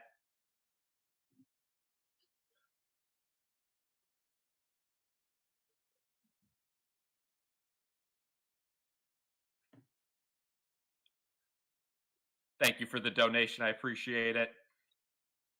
What a touchdown that was. Allen has taken over the game. He sure has. He needed to, and he's done it.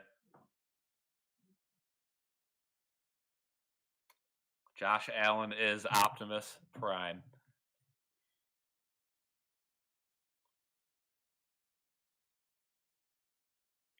And this is exactly what we see from Josh Allen and why we say we cannot let this coaching staff ruin and this management team. We cannot let them ruin his prime. He is a true one of one.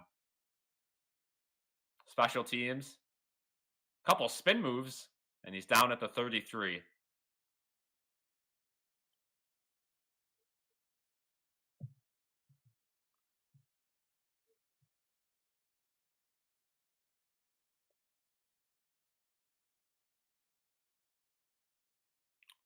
First and 10 for the Steelers.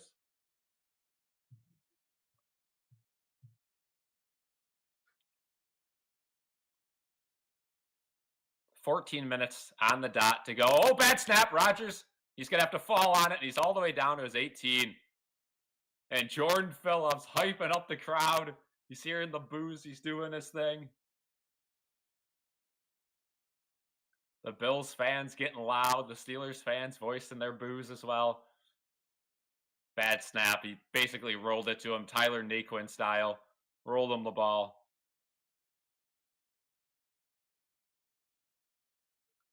Second and 26. Loss of 16 on the muff snap. Now for the Bills, no pass interference. Rodgers over the middle. They give it to their big tight end. He barrels through three guys. Oh, and Poyer gets up a little slow.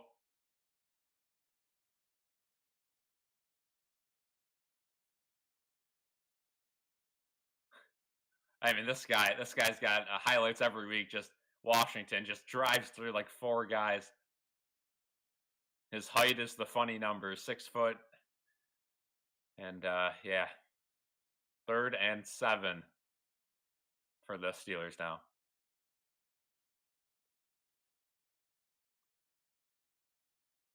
Over the middle, it's caught. First down, DK Metcalf. Good tackle by Shaq Thompson, but the Bills allow a 2nd and 26 become a 1st and 10. And that's what the Bills do when they're up. They start playing the super soft defense, trying to run the clock out. They don't care about possession. They care about the clock. But it's tough when 2nd and 26. Now they run it up the middle. There's a big hole. Hurdle. First down to the 40 in Bills territory. Cole Bishop got hurdled by Warren. Wow. Now the Steelers starting to move the ball quick. Good hit by Thompson on the hurdle, too. Tried to get the ball out, and that's when you'd think the ball would fly out when a guy's hurdling, has no control of his body, but somehow, some way, he stayed with it. Rodgers. They'll send a... Oh, good job by Tre'Davious White. A cornerback blitz, and he was able to bat the ball down, 2nd and 10. Probably wishing he was able to pick that one off, but would not expect him to do that. It was thrown pretty hard, and he just got an arm on it.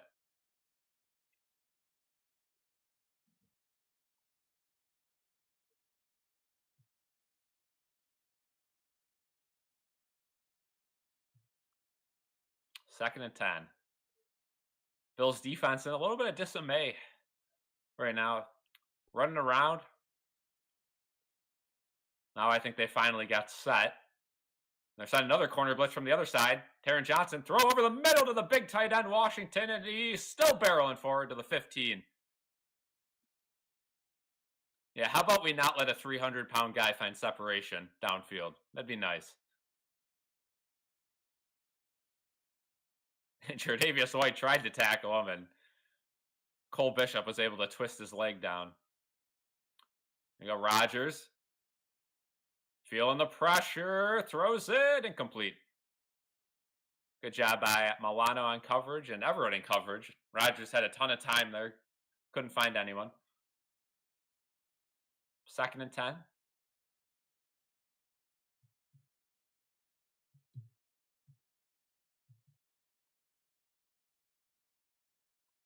Tony Romo. Letting everyone know that Washington is 6-7. 2nd and 10.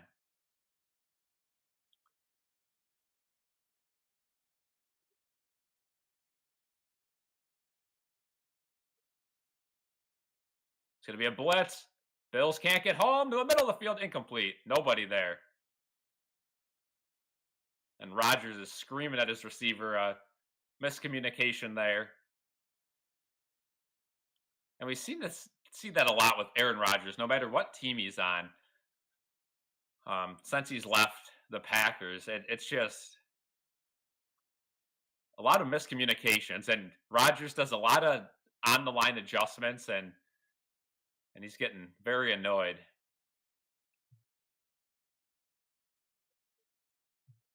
Here we go, 3rd and 10, empty backfield. Bills showing like they're gonna sit back. Let's see if they blitz anyone. They don't. They drop back everyone. And they throw it down low to Gainwell. He's going to be, they say he's down. He lost the ball, but they say he's down. He'll be 2 yards short, 4th and 2.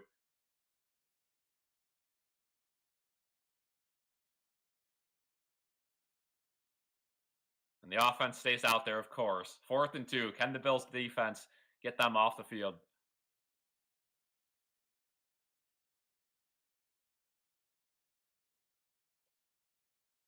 And here comes the heavy unit for the Steelers. You got to assume it's a run or some sort of play action bootleg.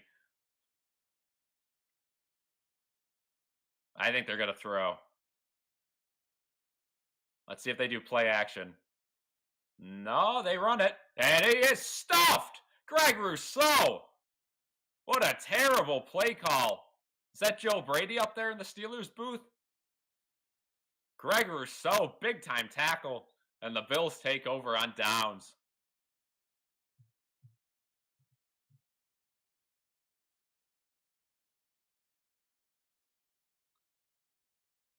We found a team with worse coaching than the Bills. That's for sure.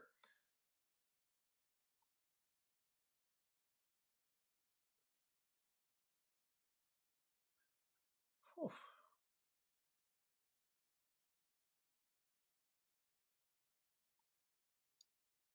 So now the Bills are at the point of the game where they're going to try to milk the clock down a little bit. 10 minutes to go. But they're at their own 9, so can't do anything stupid.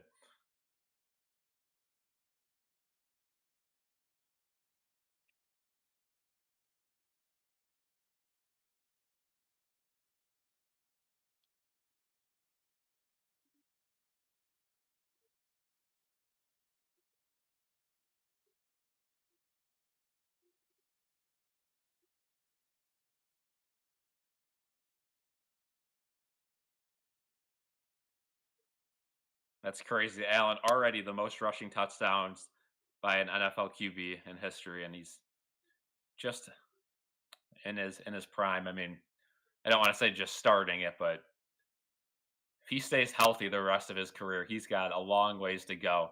I don't know if anyone's going to catch that.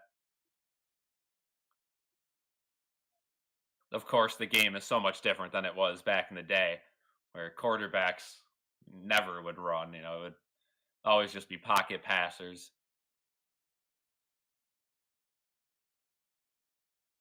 Then you started getting guys like McNabb, Culpepper, some guys before that too, lesser names that started the mobile quarterback or the dynamic quarterback build. Michael Vick, of course, the first, insane mobile quarterback, and then Cam Newton, really the first prototype quarterback, I guess you could say, where you have kind of both in one, right? The guy can run, the guy can use his power, the guy can throw it 100 yards. And Cam Newton, man, if he would have stayed healthy,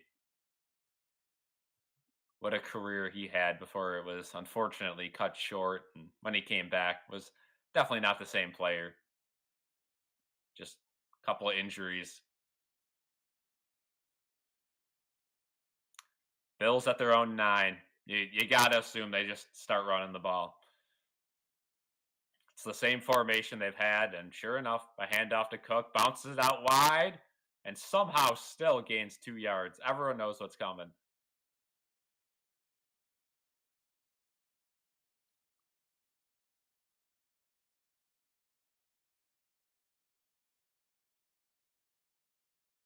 Yeah, Flutie, a little bit of a scrambler.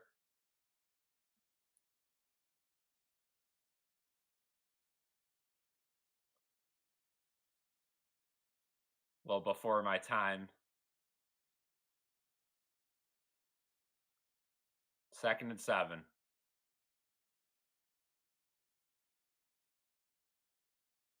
It's going to be a throw, and Allen has nothing open. Now he goes downfield, wide open. Dawson Knox caught.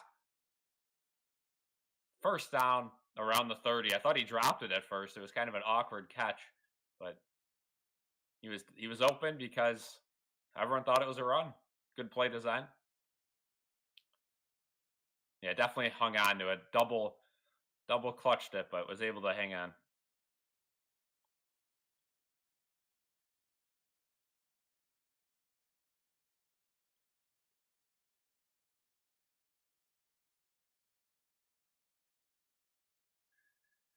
First and 10, 28-yard line.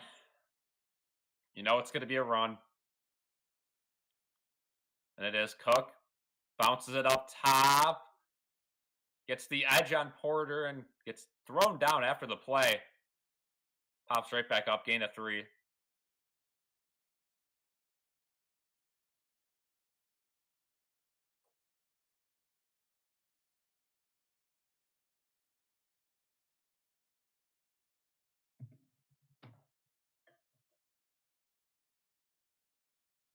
Second and 6.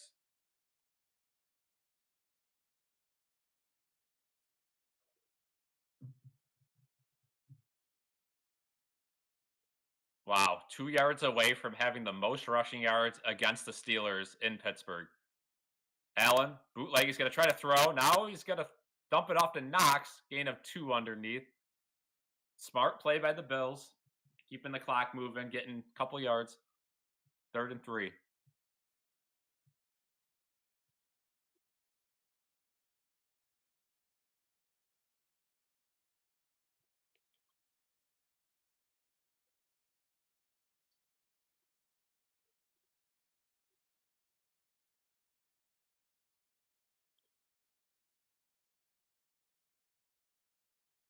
One yard away from the record now, they say. 1 rushing yard away. I doubt they run it on this play, though. 3rd and 3. And it's going to be a dump out to Ty Johnson. Can he make a guy miss? He does, and barrels forward. First down. Right at the line. Under 7 minutes to go. Ty Johnson, that's his second play like that where he was able to pick up the 3 yards.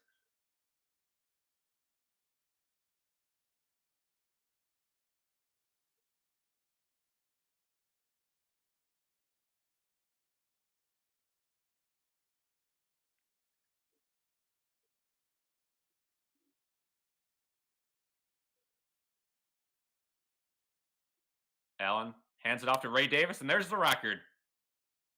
A gain of 6.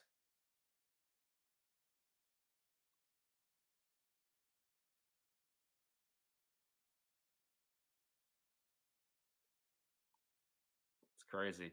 Ray Davis, 55 yards so far today. He only had 44 in the beginning of the season. So that's more production this game than the entire rest of the season Of course, had the kickoff return in the loss last week.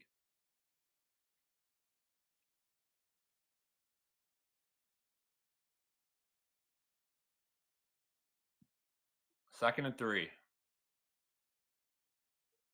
Ray Davis still in. It's going to be a handoff to him again.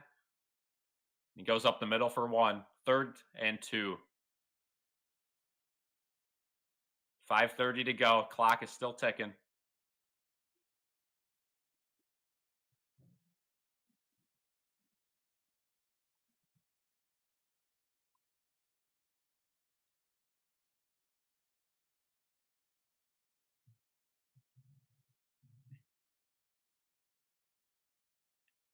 Third and 2. Let's see if the Bills do a swing route again or if they try a run now that it's under 3 yards to get.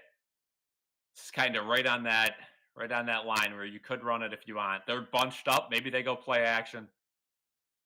We got a whistle. Timeout Bills. Didn't like the look, I guess. James Cook's going, "What are we doing?" Hands up. But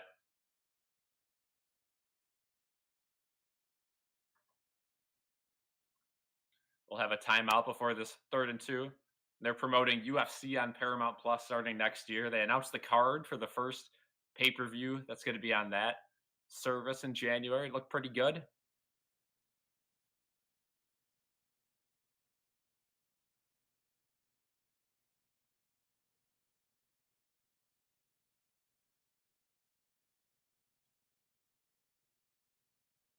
3rd and 2. And Baltimore and the Steelers match up next week for first place in the division if this game continues to go the way it's going. Crazy. Both teams at 6-6. If that was the case in the AFC East, the Bills would be up 2 games, but Patriots having themselves a year. Can't say much negative about the Patriots. They're proven that they are legit. 3rd and 2, same formation. It's going to be the same play. It's just a run to Cook, and he's got it. Up the middle for 5. First down. Wow. They can't stop him. The only thing that could stop James Cook today is his knee. Yeah, ground and pound. And this is a McDermott style game. He's loving this. This is what Sean McDermott dreams about at night. Complementary football, run the ball, run the ball, run the ball, 4-yard chunks, have the ball the entire game. Defense plays good. And you look at the defense, and when it goes exactly to plan, which it rarely does, the defense does play better because they're on the field less. 1st and 10, handoff to Cook, and he had Hayward right in his face. He just goes down by himself. Loss of 4. Smart move by Cook there, just giving himself up. He didn't want to take a hit. 2nd and 13, under 4 minutes to go.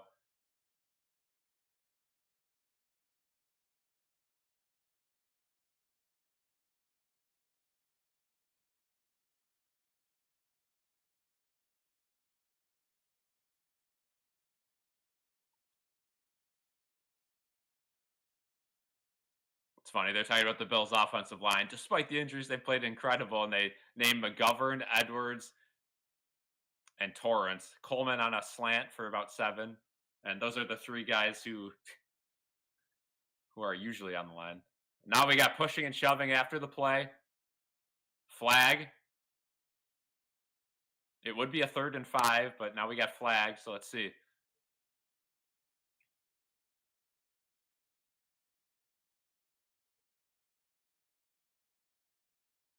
That's a 15-yard penalty on the Steelers.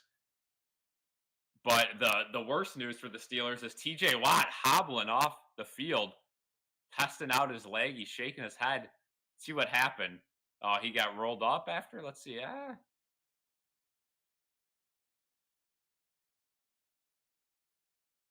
Okay, so there's the penalty. Looks like TJ Watt will be fine. No, he's still. I don't know. He's hobbling pretty bad.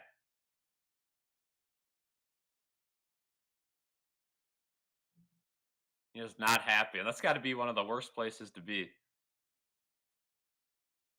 in a locker room with a bunch of angry players.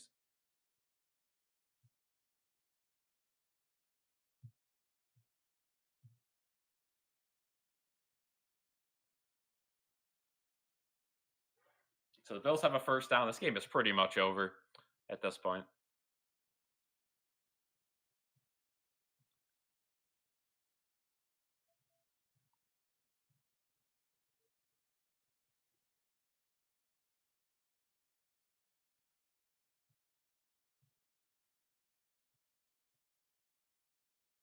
Yeah, the time of possession is absolutely nuts right now for the Bills. See if I could find it real quick.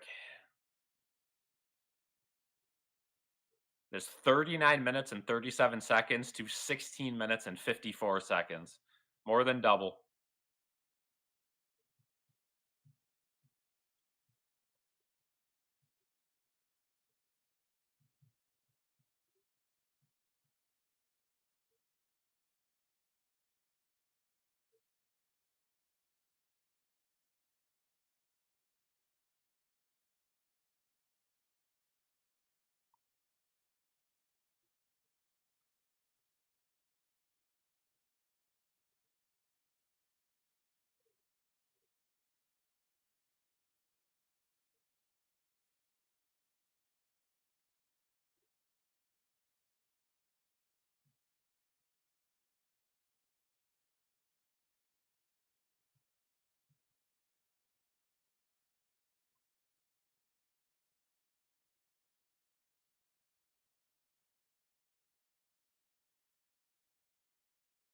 Yeah, there's our Pepsi commercial with Allen.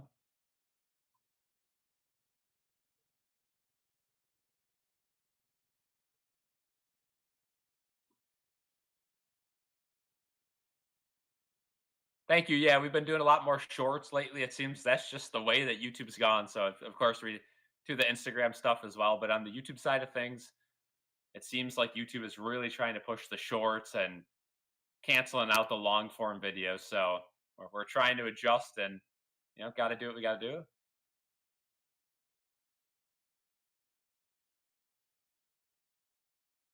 So, I appreciate the love there.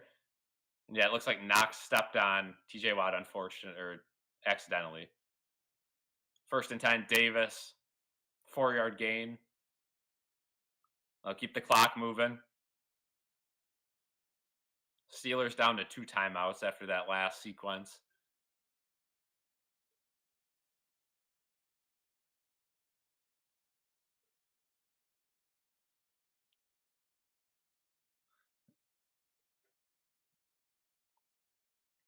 Yeah, they're taking a whip around the AFC. How about the Jaguars? First place in the AFC South after the Colts starting to slip a little bit.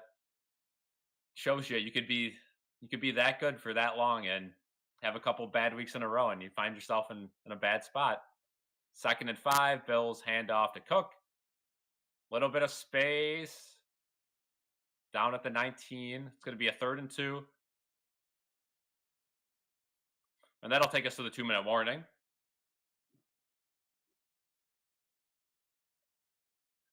So the Bills, after the 2-minute warning, a first down away from ending the game if the Steelers don't use their timeouts.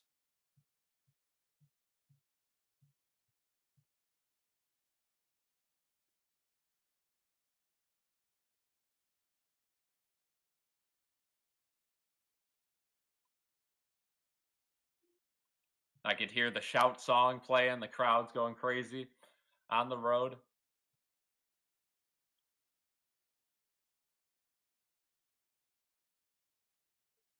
2-minute warning, heading to commercial one more time this game.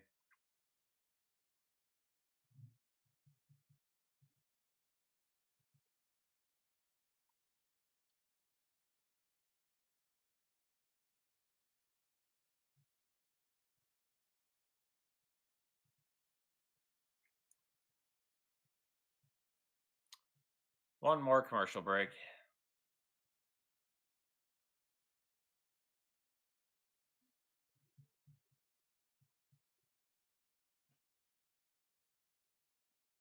Colts overachieved. Yeah, and with Daniel Jones is injured, they might be in for a couple more losses. I know Daniel Jones has played so good that you don't really want to remove him from the lineup. You got to reward him, but he's playing with a fractured fibula. That really will limit your mobility, and that injury is only going to get worse and worse.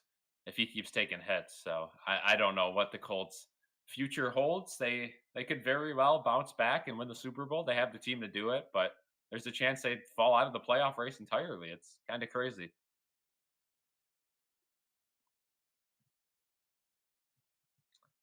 Yeah, playoffs are going to be tough. I mean, it's a couple weeks ago the Bills had some troubles, and we were like, yeah, we'll still make the playoffs though. And coming into this week, I mean, a loss would have put us out of the mix.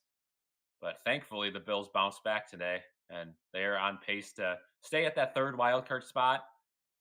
Luckily, they do have the tiebreaker on the Chiefs and the Ravens, and now the Steelers as well. But they don't have the tiebreaker over the Texans, and statistically, they don't have the tiebreaker over the Jags or the Chargers right now either. That could change still, but the head-to-head tiebreakers are already set in stone, obviously.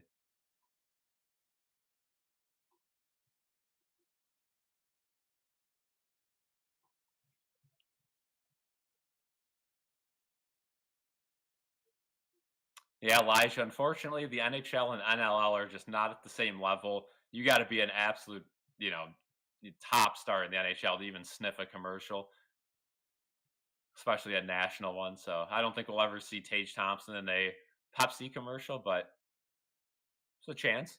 Dane Smith, I'd find it very rare. Third and two, first down would pretty much end the game. They hand it off to Cook and short. Fourth and one. Do you go for it? Steelers call? No, they don't call timeout. If I'm the Bills, I'm going for this here. Let that play clock run out, call a timeout, and just go for it. End the game. Yeah, Cincinnati, New England, Cleveland, Philly, New York, Jets. That's the schedule. Cincy's going to be tough. New England's going to be really tough. Cleveland should be a win. Philly's going to be tough. The Jets should be a win. Oh, tough.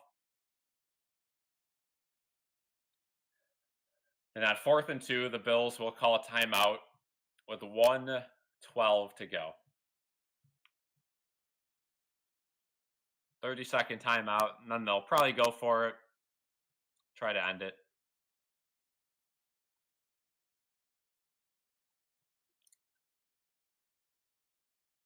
Next week, Steelers, Ravens at 1, Broncos, Raiders at 4. The Bills game was supposed to be a 4:25 game next week. They flexed it up to a 1 o'clock game, and now they're probably regretting that because that's probably a good game with Burrow back. That game is on Fox. Interesting. A home game for the Bills on Fox. Very rare. They actually are going to kick the field goal, make it a 3 possession game. 27-yard attempt. Snap, hold, kick. Up and good. Perfect. So now that'll extend the game a little bit, though. Bills will have to play a little more defense. We'll see if Rodgers comes back out. I doubt it. They'll probably send Rudolph out for this drive. Yeah, how about the Chicago Bears, huh?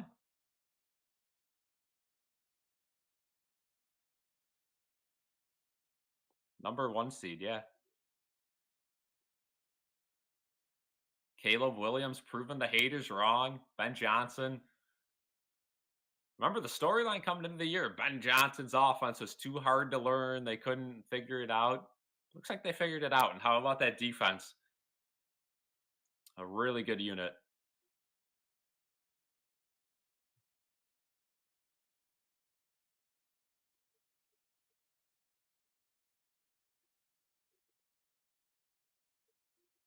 Somebody's holding the Bills flag over the apron there on the end zone. Tons of Bills fans packed down as the stadium's empty. Again, if you're a Bills fan, you're moving your way over to that part of the stadium. Good special teams. Solomon with the tackle at the 28. And one more drive for the Steelers.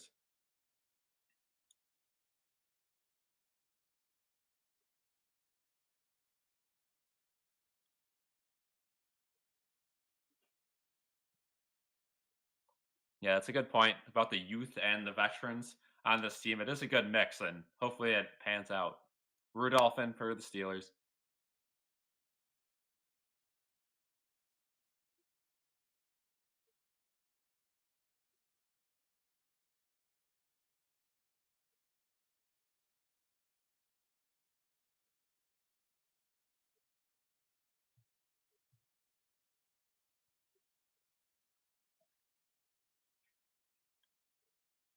And Allen celebrating with Van DeMark and Anderson. Great job by them. Anderson had a couple false starts, but offensive line major bounce back after last week. 2nd and 9. Rudolph is going to throw it. Can't find anyone. Bills got their backups in on defense. Rudolph out wide. Oh my goodness. Ben Skoranek blew up a coach on the sidelines. Steelers coach. He popped right back up. They said incomplete. 3rd and 9. Wow.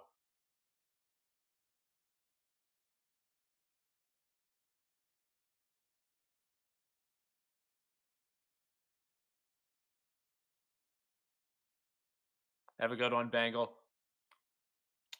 One more play in this game. 3rd and 9. Handoff up the middle. Solomon, great tackle. Gain of 1. And that'll do it. In the wise words of Steve Gelbs, the Bills improved to 8-4. Steelers down to 6-6.